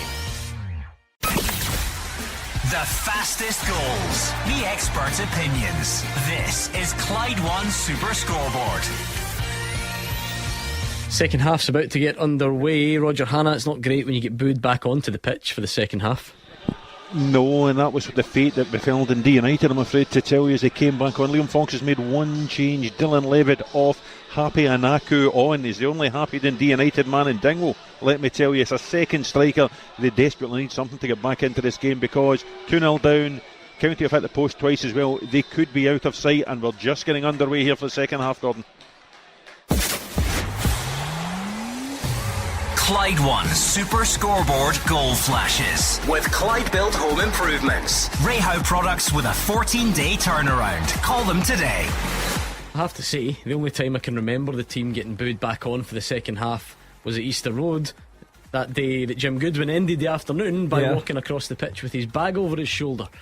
It shows you the state of play when even Dylan Levitt has collapsed under the weight of the poor form, because he's a good player and a good goal scorer, and to leave him off voluntarily after 45 minutes, the whole thing's collapsed. I don't know if there is a niggle. There's nothing to suggest there is, but just not sure anyway. Happy Anaku's played 1 minute of league football since November, so quite an introduction for him, or reintroduction. Pear shape. Yeah. Well, it's a lot pin your hopes on that coming on, but you never know. But it doesn't look likely for United. Everything Hugh rightly says is going pear-shaped for them. Roger says it could easily have been a form-related decision based Really? on Dylan Levitt's first half performance. So maybe that was the case. Liam Fox can confirm afterwards. You can't think of a team who will lose to Dundee United now. I mean, they could go this way to the very end of the season. That feeling comes and goes. Believe me, a week ago, I was feeling that exact same way. Could not see Motherwell winning a game and win 2 and help their cause, but losing again today. So who knows, we'll find out what happens. Let's give you maximum time on this one. There's a lot of info here, so by all means please do listen carefully, but if you want to go and read it, you can see it on the Twitter feed at Hold On Hugh. Let me just check in case we'll get any early action. No, I thought it was just an injury update. Right, you ready for this? Yep. And now a word from our podcast sponsor, Lookers Motor Group. They've got Jaguar, Land Rover and Volvo showrooms across Glasgow and the West, so you can find the new or used approved car that's right for you. The Land Rover showrooms can be found in Motherwell, Darnley and the north of Glasgow, with their Jaguar and Volvo showroom found in Hillington. And right now at lookers.co.uk you can browse and shop 24/7, value your part exchange, order and take delivery from the comfort of your own home. Every approved used Jaguar, Land Rover or Volvo comes with a minimum of 12 months warranty, roadside assistance, MOT test warranty, an independent mileage and service history check, software updates and lots more. Check out lookers.co.uk to get your new or used approved Land Rover, Jaguar or Volvo today. Now back to the podcast. I started to lose hope of ever finding the one, but then I saw them online. We met in person and they looked exactly like their photo. As soon as they touched my face, I knew we were made for each other, and I just couldn't believe attractive, well put together glasses were available elsewhere. Don't fancy the frames at your opticians? Specsavers is available.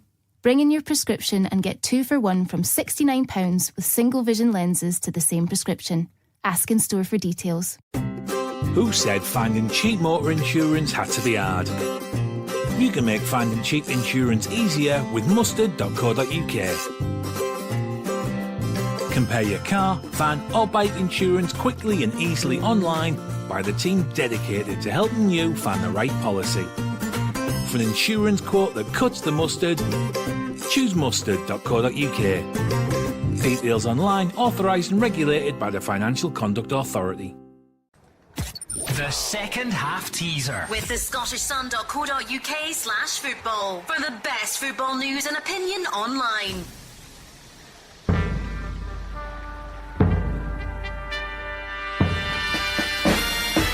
A lot of information, as you say, Gordon. I have played alongside Carlos Cuellar and Joe Hart. I've been managed by Mark McGee and Gary Naismith. I didn't win any major honours in my 10 seasons in Scottish football. My team won the English League Cup, but I didn't make an appearance in the tournament after the second round. Who am I? That is a lot. Read that again. Played alongside Carlos Cuellar and Joe Hart. Managed by Mark McGee and Gary Naismith.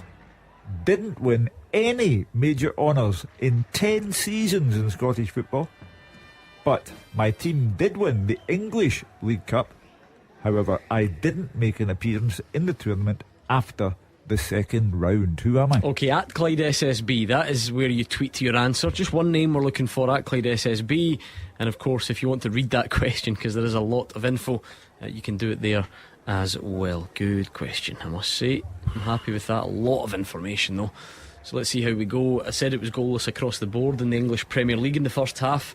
Martinelli, again, Arsenal thought they were ahead earlier on. It now does look like they are definitely ahead now. Martinelli makes it Leicester 0, Arsenal 1. Double change for Livy at the break. Sean Kelly, Stephen Bradley replaced by Boys and Holt. So Aberdeen 1, Livingston 0. Palmerston Pep. The Palmerston Pep's definitely not coming tonight. Callum, Queen of the South 0, Dunfermline 2. Kyle Benedictus with the goal just after the break. His half-time team talk must have been very good. If I knew it was that easy to get out of Callum's going away, I'd have probably taken over a team for a day.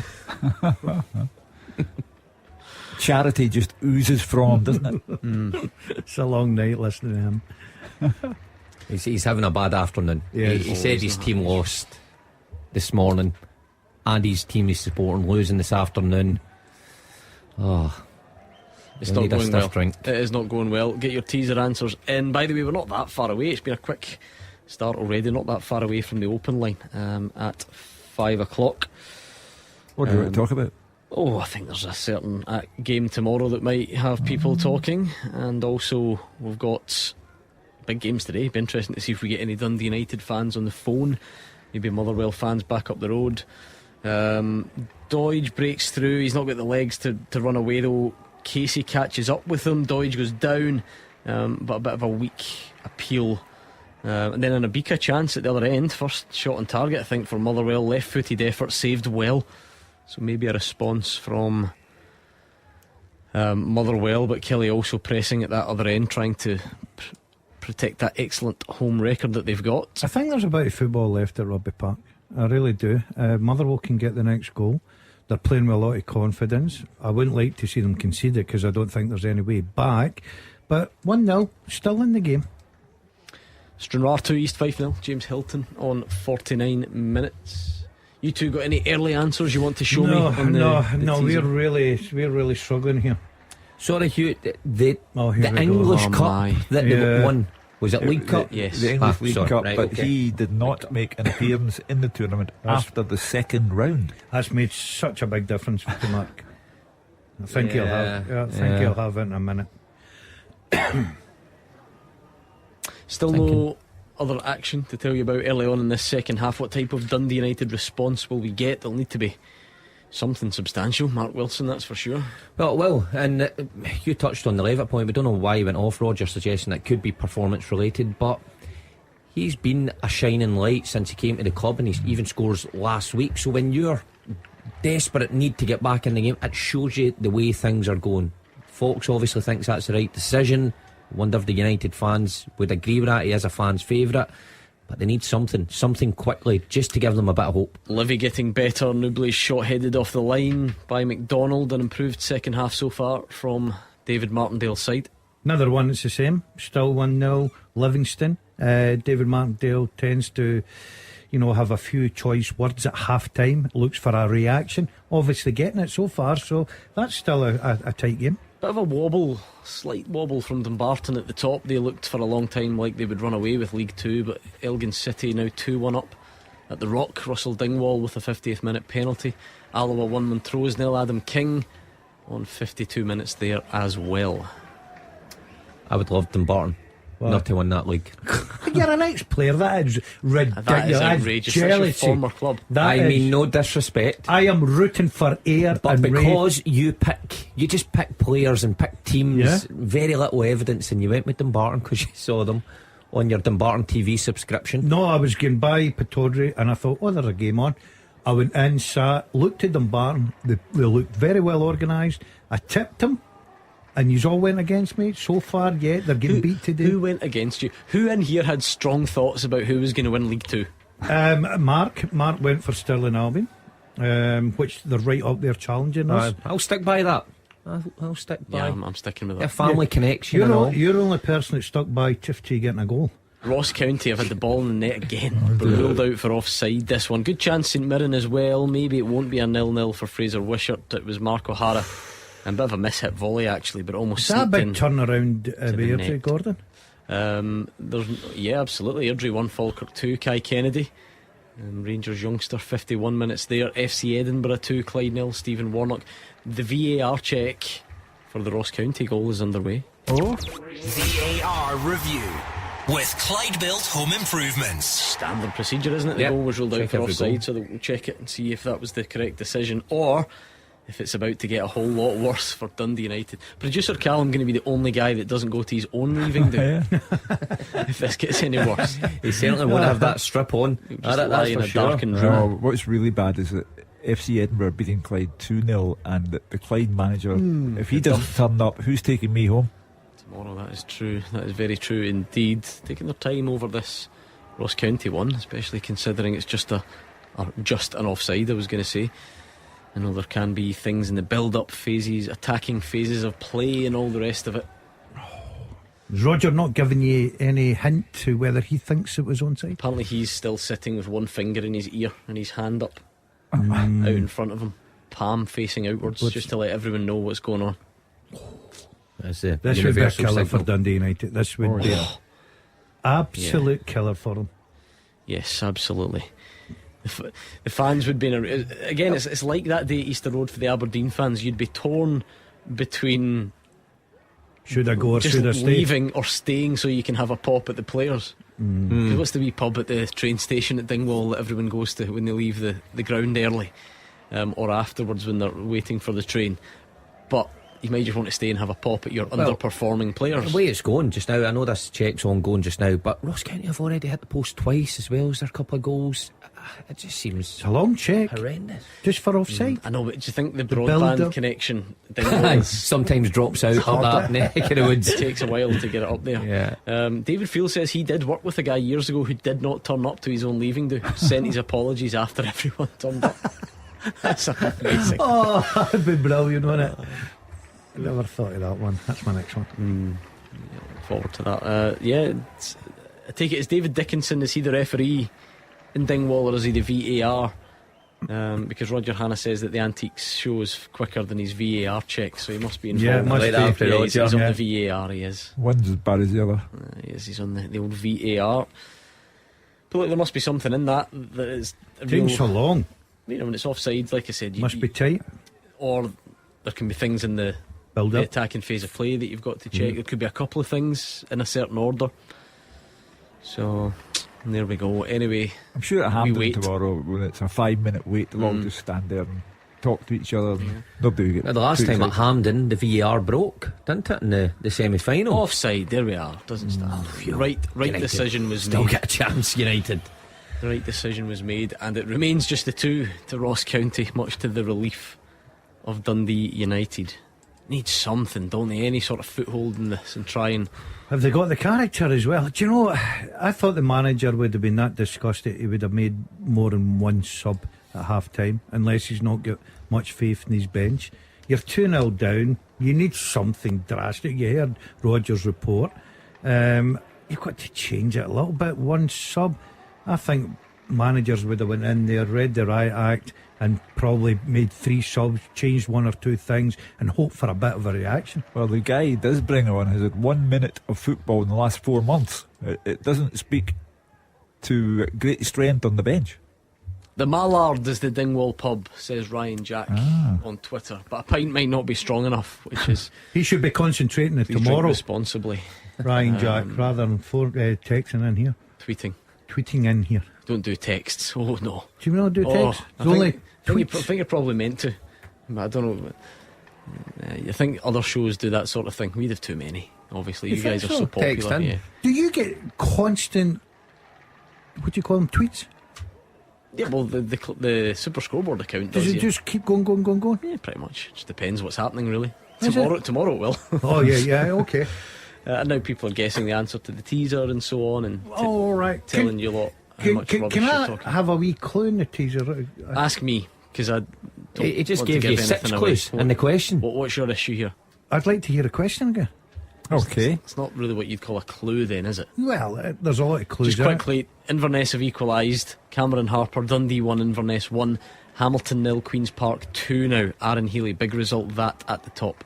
I have played alongside Carlos Cuellar and Joe Hart. I've been managed by Mark McGee and Gary Naismith. I didn't win any major honours in 10 seasons in Scottish football, but my team won the English League Cup.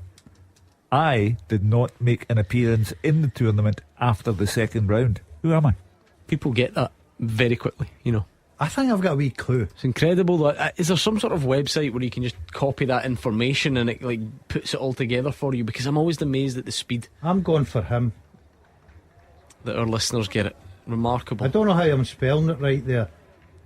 Nah, I think if you're struggling, it's not an overly difficult name. I'll tell you. Let me tell you. Let me see that bit of paper. Having seen this, the spelling is absolutely atrocious, but it's the correct answer. Let me see what you spelled. It's a very easy name to spell. No, I didn't know how to spell that. You've got it right. Yeah, you've got that right. Oh, I knew that. 10 years, that gave it away. That was a clue for me. Was it? Here's a strange one. Glenn Middleton is on for Fotheringham. I thought Glenn Middleton was a major injury doubt for Dundee United. I'm sure I read that, did I not? Went for a scan and stuff and all that. But listen, I guess these things are possible. He's back, he's fine. You've got to think he must have been carrying something, because he's been a regular starter this year. Yeah, I think they were talking, I don't mean even today, I think they were worried kind of longer term injury, and he's fine, and he's back. He's fit enough to come on as a sub today. So they bring on Paul Sturrock and he's in his 60s. yeah, midweek reports that he was out for 4 to 6 weeks and plays today. There you go. Yeah. For the cause, that's what it is. Well, they certainly need something to liven them up. We keep coming back to it. We don't want to see managers lose their job, but if you are a genuine United fan going along every week and paying your money, then you expect something to change. I just can't go this way to the end of the season. How many games we got left? 12 after today. Games. Imagine you're going along to Tannadice for half of those, or you're one of the travelling away supporters that will go to every game. Still in the mix though, aren't you? Well, you aren't detached too much, but it can quickly become that. And when you see other teams winning, like, you just have to look at Motherwell. the reaction they got. You look at Kilmarnock today, they were in the mix, but they're winning. You look at who you're playing against. Ross County were bottom of the table. They're 2 up, so everybody else seems to be getting a win. I don't have faith in this theory, so I'm trying to remember. Has it been a while since the gap was 4 at the bottom? Must have been a while. I think so, because it was always fairly tight. And that's what it here would and be. there. If results stay as they are, County would go 4 points clear of United. If it stays like they are, Kelly will go 6 clear of United. United have played a game less than their rivals down there, but still, that's not a situation you want to be in. As soon as it becomes that more than one win away, that's when you kind of know you're in a bit of bother, don't you? Yeah, and especially the way things are, the relationship with the fans, Tony Ashgar as well. It just makes for a disaster this season. If the chairman's sitting there, is he still here? Obviously sitting. Yes, he's at the game today. Yeah, he's sitting there witnessing that, looking at the fans. He's invested a lot of money into the club. Surely a businessman must know if this continues, they need a change. It baffles me. Cornelius almost managing to break through there for Motherwell, just about caught up by the Kelly defender though, so Motherwell trying to get back on level terms. Deserved to be behind, didn't offer anything in that first half, but it's a pretty level game now. Motherwell very much in it, so that's the response, I guess. Well, that's what you want to hear if you're a Motherwell fan. At least half an hour left to play, and that's the one. Ooh. Goal flashes with Clyde Built Home Improvements. Ross County 3, Dundee United 0. Jordan White with a chest finish from the cross, just got the right part of his body on it, directed it into the back of the net. And if those Dundee United fans were angry before, goodness knows how they'll be feeling now. They are 3-0 down away to Ross County. That gap is almost certainly going to stretch to 4 points, and it is an absolute disaster. They are now pouring out. I wondered whether they would stay to berate the team, but they've seen enough and off they go. Yeah, grim days for Dundee United. As I say, this is a team, Ross County, who can't score goals. That's their dominant characteristic. They can't score, and here they are today. They're now approaching, in one game, almost a quarter of the goals that they've scored all season. I mean, you'd be level with Aviemore or so by the full-time whistle if you leave now. So that's what you got. That's a positive. Yeah. You got to think about. Yeah, for your Chippy and Aviemore. That's exactly. Get feet up, get Ant and Deck on. Yeah. Oh, Ant and Deck tonight. Use it. Just try and enjoy your night. It's a 6 o'clock kick-off next Saturday against Aberdeen, remember, so they could actually be 6-7 points adrift by kick-off. Aberdeen then Livy away 6 p.m. Did they trial that earlier in the season and it worked? Pittodrie or Tannadice? It will be I said Tannadice. It is Tannadice, yeah. And then they're away to Livingston, I think the Wednesday. Hamilton 0, Queen's Park 3, Connor Shields. That's a bit of a statement result, that, because we said that, Hamilton had been in good form, and the teams at the top in the Championship keep taking turns at acting like they don't want to win it. Yeah. So for Connor Shields, he's gone down there from Motherwell. He's scored a couple since he's dropped into the Championship, and that's a very good result. Hamilton 0, Queen's Park 3. Yep. It could be a good day for Queen's Park. Is Dundee drawn? Yes, yeah. Ayr obviously 0-0 last night. Morton losing. How's Partick going? Sorry, I've not even looked. 0-0, I think, still. 0-0. Yeah. So it could be, if results stay the same, it could be a real good day for Oney Coyle and Queen's Park. A few reminders of the teaser. We'll do some wrong ones to help people that are not quite as smart as Gordon DL. I have played alongside Carlos Quare and Joe Hart. Been managed by Mark McGee and Guy Naismith. I didn't win any major honours in 10 seasons in Scottish football, but my team did win the English League Cup. However, I didn't make an appearance in the tournament after the second round. Who am I? Donna thinks it might be Robert Snodgrass. Not Snoddy. Sean Ross thinks it's Stephen Dobie. Not Stephen. Aaron Cox thinks it's Willow Flood. No.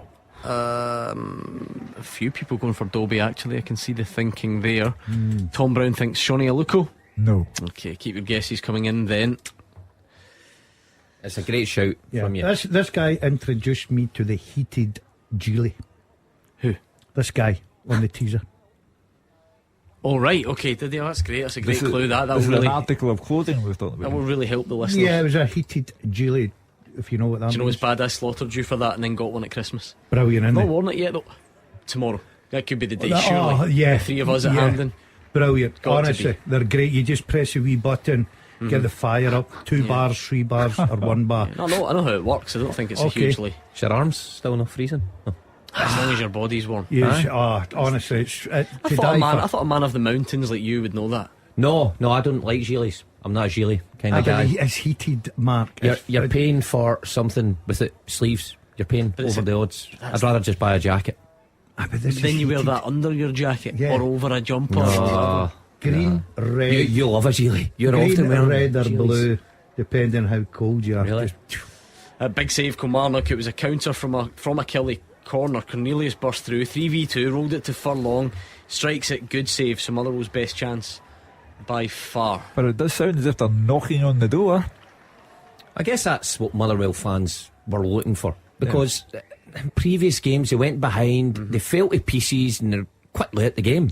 At least they're Suppose still hanging in there. The thing that can, I guess, help you in this a fixture like this. Yes, Kilmarnock have had an excellent form, but they're still 10th. They're still not feeling brilliant about themselves. So if you stay 1-0, half an hour to go, you might sense a bit of nervousness there. I think you make a good point. Motherwell, they would take a point. If you look at last 3 games out of 9, you get 7 points. You go on and move with that. Of course you would. Andrew Shinney's come on for Livy, which means Shinney v Shinney. Third time in their career. So Stephen Kelly has gone off, Andrew Shinney has come on. Graham, of course, playing for Aberdeen. Curious Creatures has even sent producer Callum some poetry. Oh, Very nice. rarely, it's usually you that's on the end of it. He says the boys are on a night out. Big Lurch has left the show. Daz sounds unexcited, as if he doesn't want to go. It could be quite a struggle as Big Callum gets it tight. He's left the best job ever, and his football team are struggling at the bottom of the league. Nice one. I'm worried about that one. Bonnyrigg Rose 0, Stenhousemuir 1. Matt Yates on 69 minutes. Bonnyrigg down to 10 men in that first half. And Matt Yates making it count there. Callum Slattery's come on for Dean Cornelius, Motherwell's first change, as they look to try and get themselves level in this one. And who knows how many Dundee United fans are left. Hugh Keevins, what an afternoon. Yeah, it's a crisis time for the club. Whichever way you look at it, this is a shocking scoreline. It may get even worse. It all points towards a lack of direction.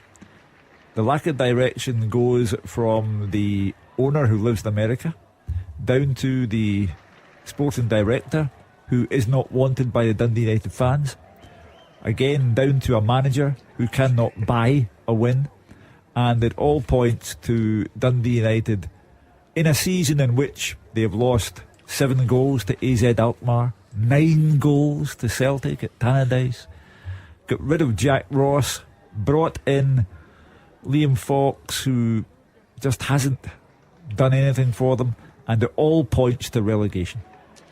Yeah, Hamilton have pulled 1 back. Hamilton 1, Queen's Park 3. Dario Zanata on 68 minutes, which I was just getting over a Twitter update from Hamilton Ackies there. Is it Jean-Pierre Tihi? Tihi. All the tweet says, you're looking for a bit of information. Granted, you do need to keep it brief.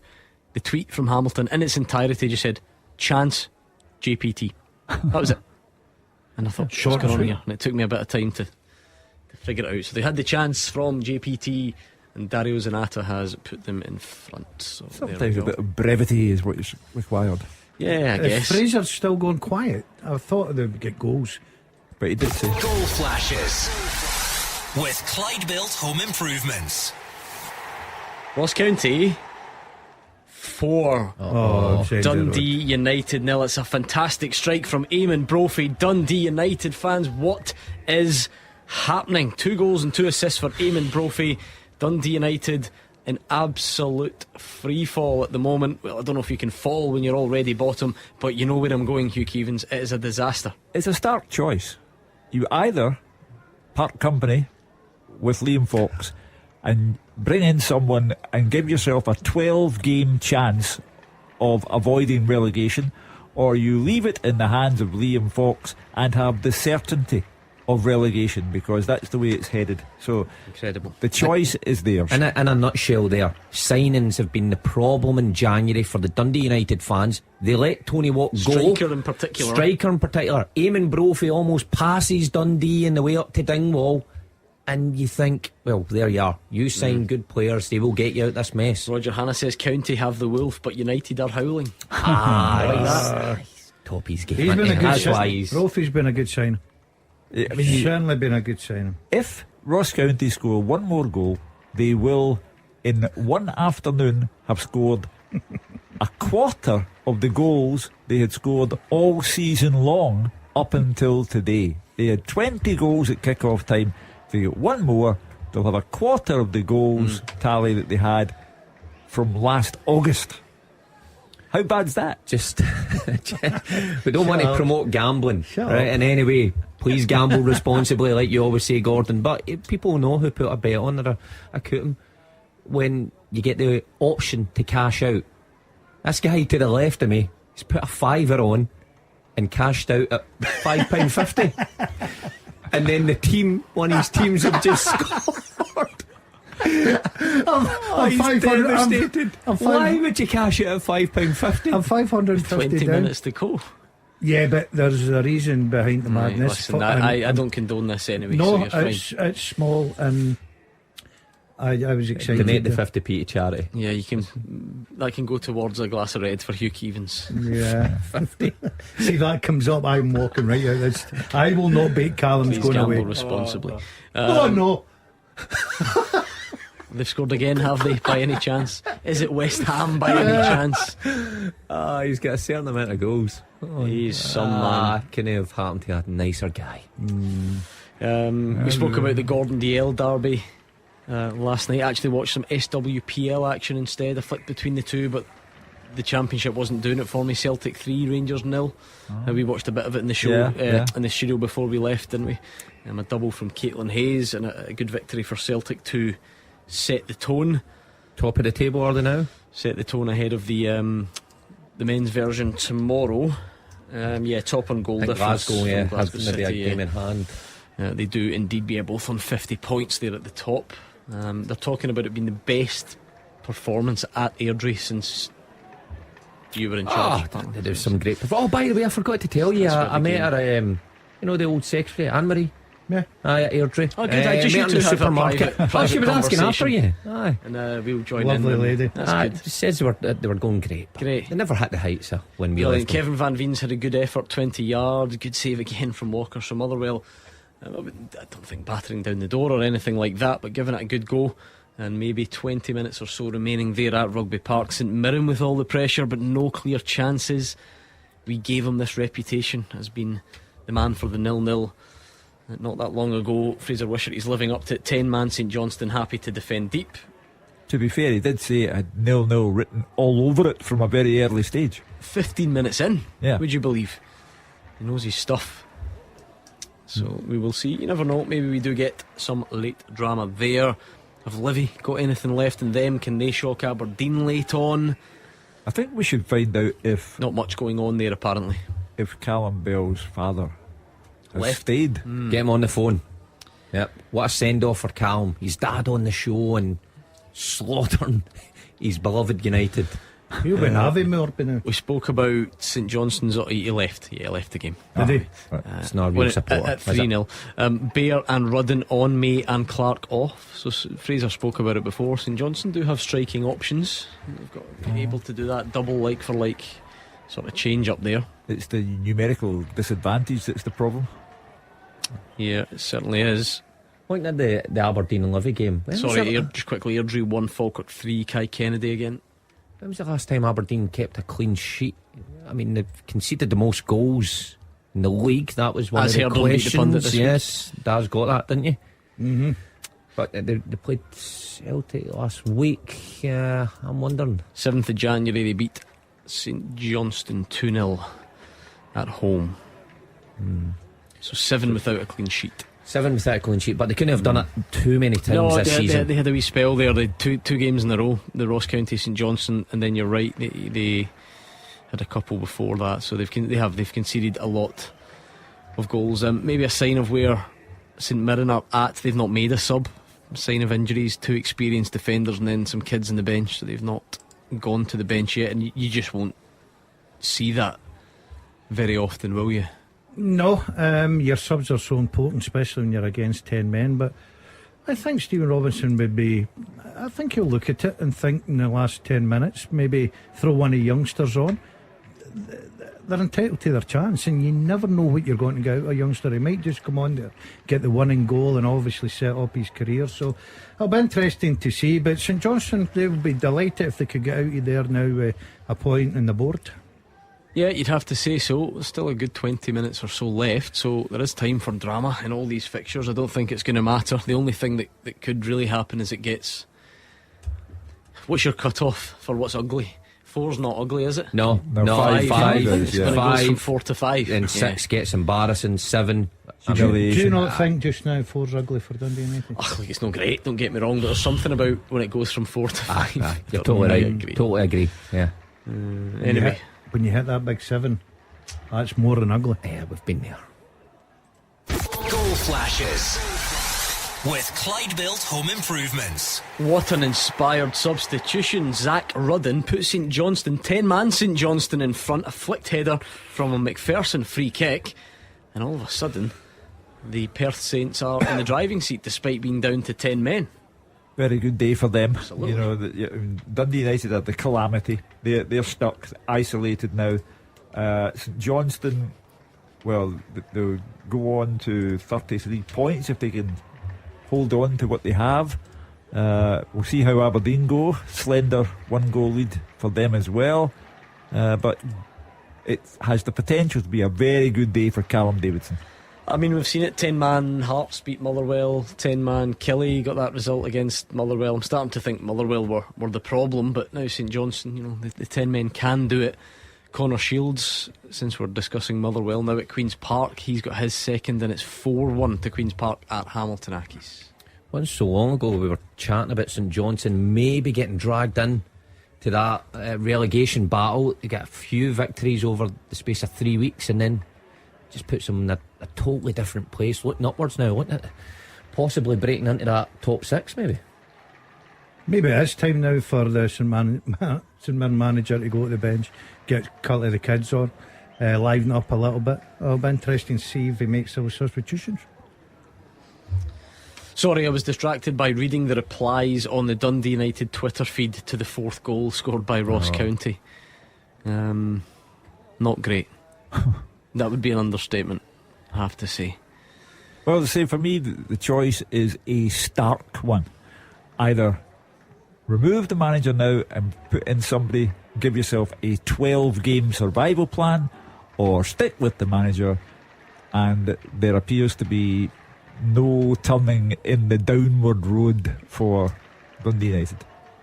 Yeah, because you look at this result after what's happened this week with fans protesting outside the ground, you couldn't get much worse. You're coming up against the bottom of the table side, just above you, and look, if you lose at 1-0, then fine, you know, you dust yourself down and get on with it. But when it's this big a gap, that's the last thing you want. Yeah, Morton have equalised. Morton 1, Cove Rangers 1. Robbie Muirhead's 80th minute penalty there. Will we get a winner in that one? I think you would have fancied Morton before the game, but it's taken them till now to hold themselves level.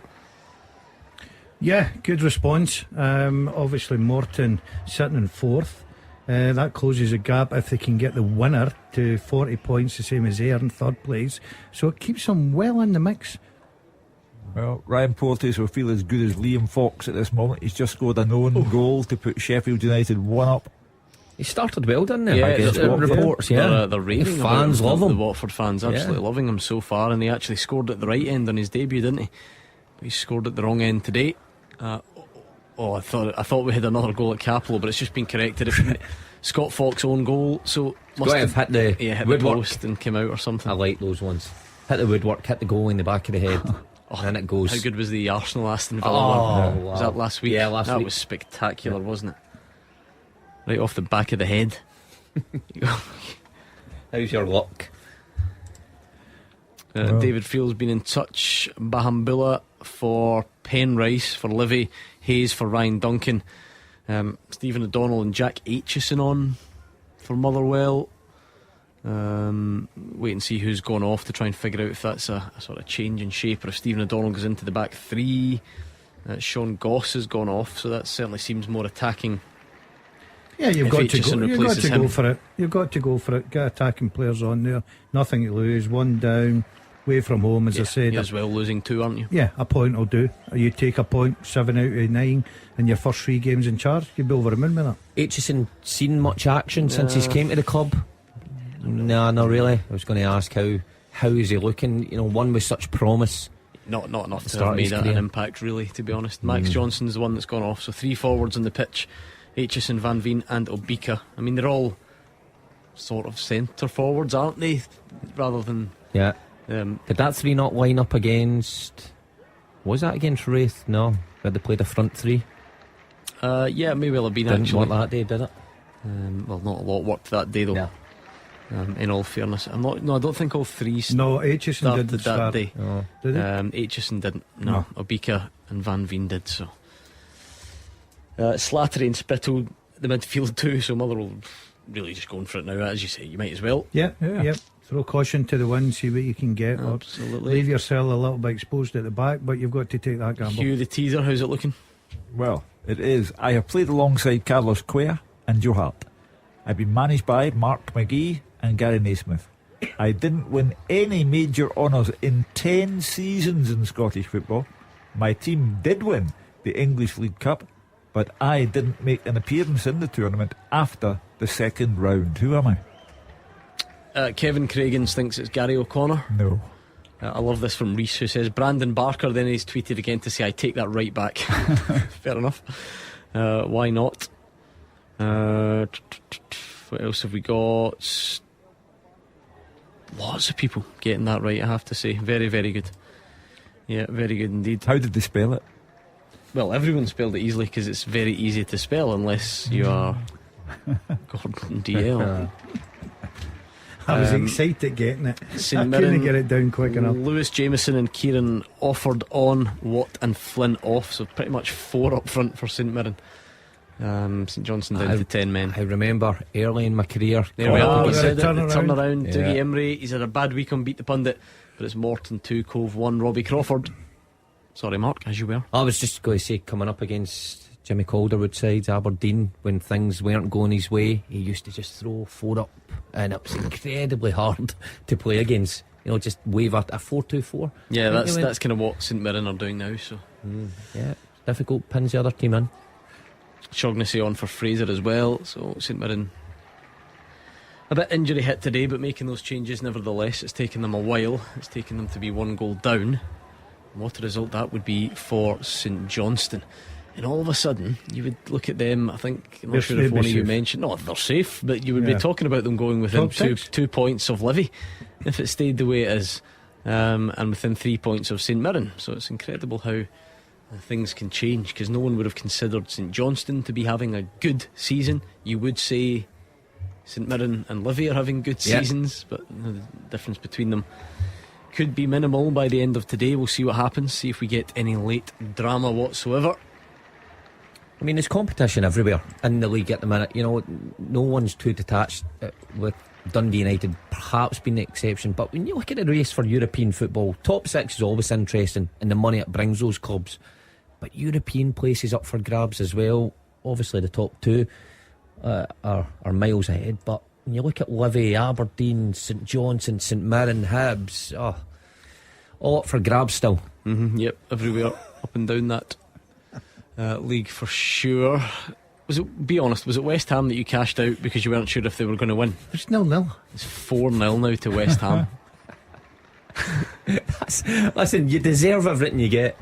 There is no one in the history of gambling that's cashed out with half an hour to go because you're 50p up. Do you need that, that shows how tight you are. The parking meter tonight or something? No, look, West Ham was just part of it.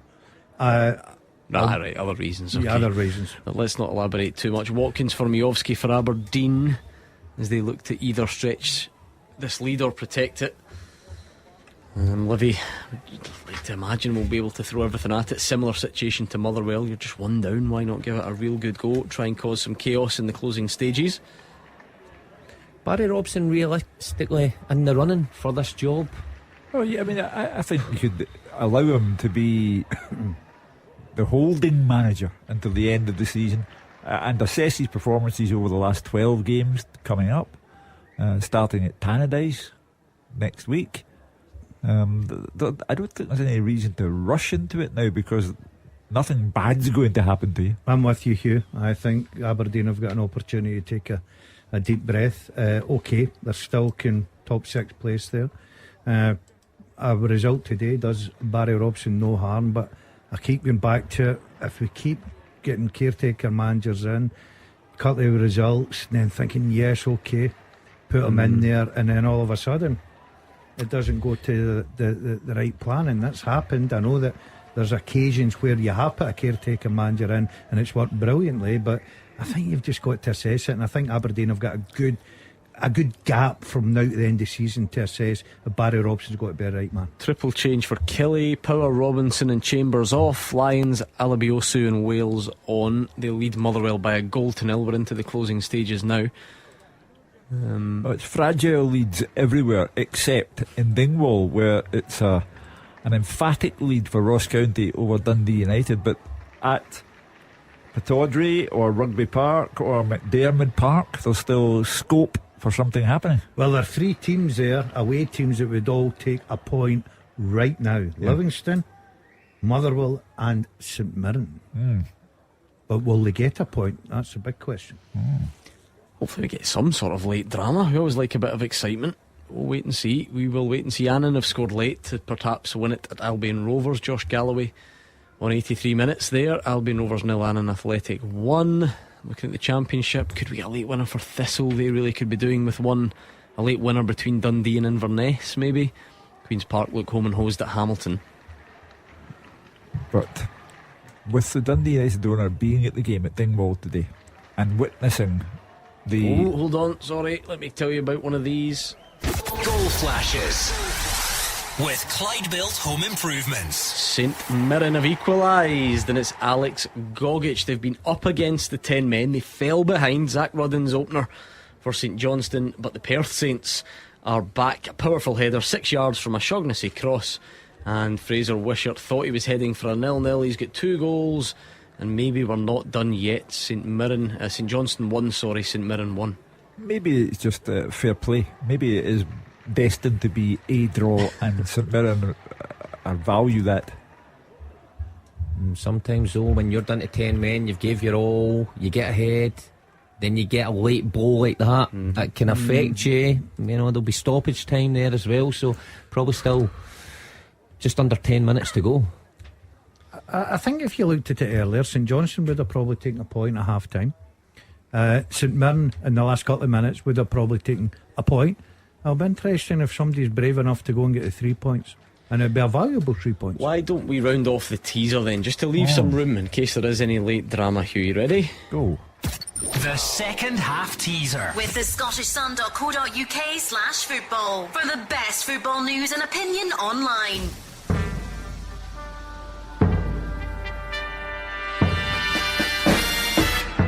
I played alongside Carlos Cuellar and Joe Hart.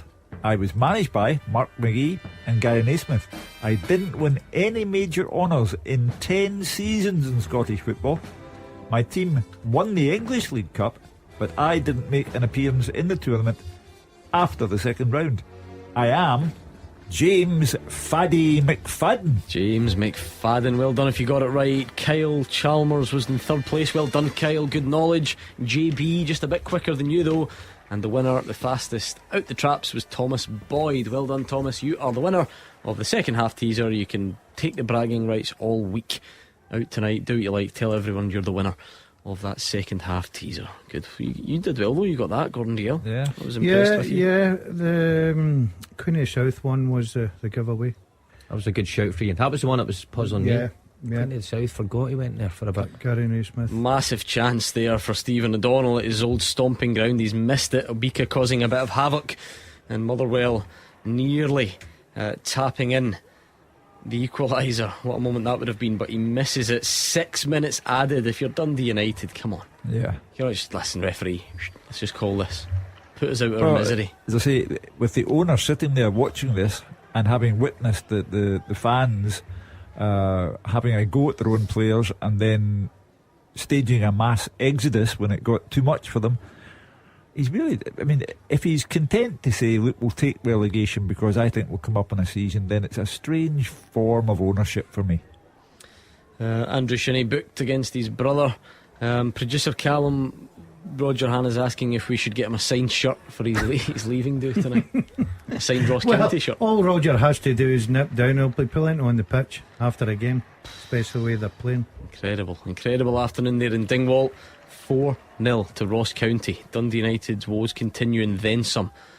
A Callum Slattery free kick. Gabriel's giving it the big build-up, bit of suspense. Don't think he's scored many though, I have to say. So this would be, no, don't hold your breath. one of the first. Move on to another game. Oh, say that again, Mark Wilson. Go. No way. Goal flashes with Clyde Built Home Improvement. Callum Slattery, never in doubt, from the free kick. What a strike into the back of the net. And it's Kilmarnock 1, Motherwell 1. Top corner.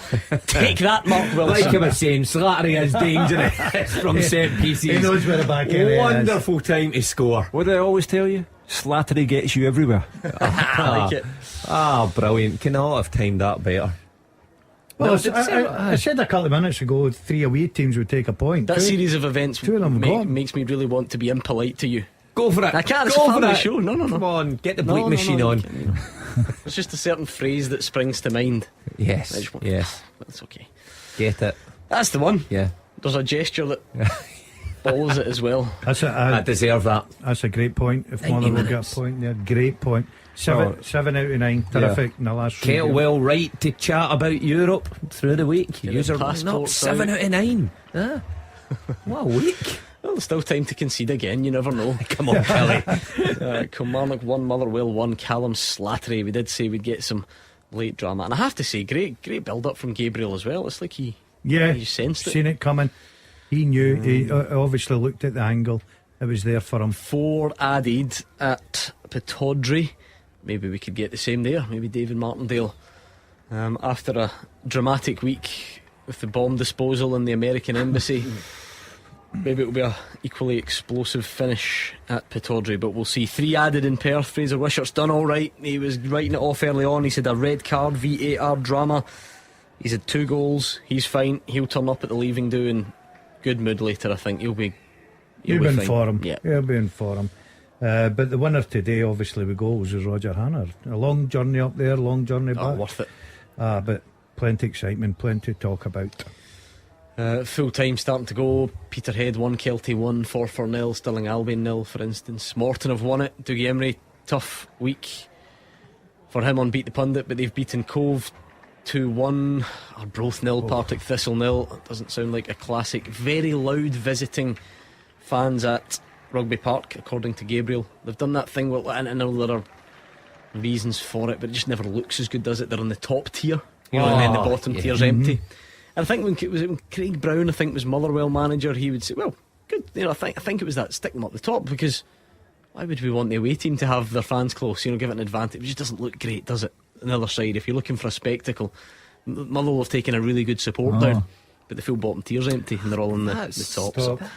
Other reasons, I guess. It's an ongoing debate. I've seen it many times before, but apparently making a lot of noise now. They've enjoyed that Callum Slattery equaliser. It's a farewell to the chief exec, Alan Burrows. He'll be on the pitch after the game, won't he? Last minute goal to say bye bye as he goes to his new life at Pittodrie. He'll be on. Wonder if he will celebrate. You think he would, and go on a pod to fans. He deserved a good ovation. He did have his last game at Fir Park last week, didn't he? I don't think he's like Callum. Just Callum left last week. He's back this week. He'll be back again. That has caused me quite a lot of distress this week. I've been talking all week about how he's away. We've advertised his job. He's back. Yeah, and what annoyed me was I phoned him the other day, and he tomorrow officially ignored me. They will never speak to him again after tomorrow. Is that what it is? Absolutely no chance. Deleted for the phone book. Right, okay. Yeah. because he was still chipping in on the group chat and stuff during the week, and I thought, I need to get him off of that. That's for his new work. I was trying to get them to do the job advert. Must live in Bearsden. I would say the Palmerston Peps appearance at the night out is hanging. They get beat 2-0. Dunfermline are a good team. They're up the top of that league. It depends how the performance went, I think. I wouldn't think it would be likely. Well, we'll know if he's coming. We'll see the track. Finished at Rugby Park, Gabriel. Yeah, full time, and the points are shared here in Ayrshire. What a finish. Scott Robinson's early goal was cancelled out by a brilliant Callum Slattery free kick in the 90th minute. Kinley started brightly. They were really up for it, full of intent and purpose, and the deadlock was broken in the 16th minute after a corner was met by Joe Wright's head. Looked like it was going in. Liam Kelly in the Motherwell goal managed to keep the ball out of his net, but it dropped in the 6-yard box. It was bouncing about, and Scott Robinson expertly turned the ball into the back of the net. They nearly repeated the feat 10 minutes later. Another in-swing corner headed powerfully at Kelly, who just about kept it out. Dan Armstrong was the best player on the park in the first half. He'd been a thorn in Motherwell's side all half. Fired several balls across the box. Found Rory McKenzie at one point, who should have done better. His shot was blocked, and Kinley deservedly ahead at the interval. The second half started in the same vein. A bloody nose, Christian Doige broke through. He was a couple yards ahead of the Motherwell defence with about 40 yards to go to goal, but he didn't have the legs. Dan Casey caught him up, did well not to foul him, and then the Well went straight up the other end, had their first effort on target. John Obika forcing a decent save out of Sam Walker, and that was a sign of things to come. The final 30 minutes, the visitors really upped it, and the biggest chart of the game for them came when they broke from a Killie corner. They had 3v2, a Dean Cornelius bursting through, rolled it wide to James Furlong. His strike was on target, but it was a big save from Walker. Kevin Van Veen then had a curling effort from over 20 yards. Walker was there again. Motherwell threw players on, very attacking. They had 3 centre forwards on the pitch. Paul McGinn had a good effort save. Stephen O'Donnell thought he'd equalise when it popped to him in the box, but a brilliant shutdown from Walker. He was announced as player of the match, and deservedly so. It seemed he could not be beaten. But in the last minute of normal time, up steps substitute Callum Slattery. A beautiful free kick from 25 yards into the top right-hand corner. No one would have saved that. A deserved draw here. What a brilliant ending. Full time, Kilmarnock 1, Motherwell 1. Huge goal that from Callum Slattery. I think David Field was next up. Aberdeen Livy's finished. Full time, Gordon. Aberdeen 1, Livingston 0. As you say, David Martindale had his US Embassy bomb scare this week, but there was no explosive finish for the Livingston manager. Bojan Majowski's 17th goal of the season moves Aberdeen into the top 6 above Livy, and will surely give Chairman Dave Cormack a big lift. We don't know if he was watching from his American hospital after undergoing open heart surgery on Friday. He's got so much to think about right now, Dave, but you can be sure he'll be happy to see his team pick up 3 points and move above Livy into the top 6. As I says, it could also be a big win for Barry Robson. He wants this job. Alan Burrows starts on Monday. Maybe he's got something to think about now. First half was pretty uneventful, but they obviously scored with the first shot on target in 44 minutes. Matty Pollock headed on across from the right. The Aberdeen striker volleyed in from 6 yards. David Martindale, would he stick or twist? Well, he changed his side. Morgan Boyes, Jason Holt come on at the break. He went to a back 5, and those changes almost paid off, and Joel Newbley curled a shot towards goal in the first minutes of the second half, but Angus MacDonald headed off the line, and that was actually Livy's only shot on target all day. Aberdeen had the bulk of the pressure after that, but not too many clear-cut chances. Andrew Shinney came on to face Brother Graham, but all he had to show for his efforts was a booking and another defeat against Graham. Aberdeen saw at the closing stage as well, and this could be a big win for top 6 hopes. Full time, Aberdeen 1, Livingston 0. Result of the day has to be Dingwall though, Roger Hanna. Ross County 4, Dundee United 0. County are 4 points. United 4 points adrift at the bottom of the Premiership tonight, Gordon, and Liam Fox is hanging on to his job. The United fans in turmoil behind the goal, targeting owner Mark Ogren, targeting sporting director Tony Asgar, and targeting the players who were dismal throughout the 90 minutes. They gave a debut to 21-year-old goalkeeper Jack Newman. It backfired dramatically inside 6 minutes. A routine ball down the inside left channel from Jan Danda.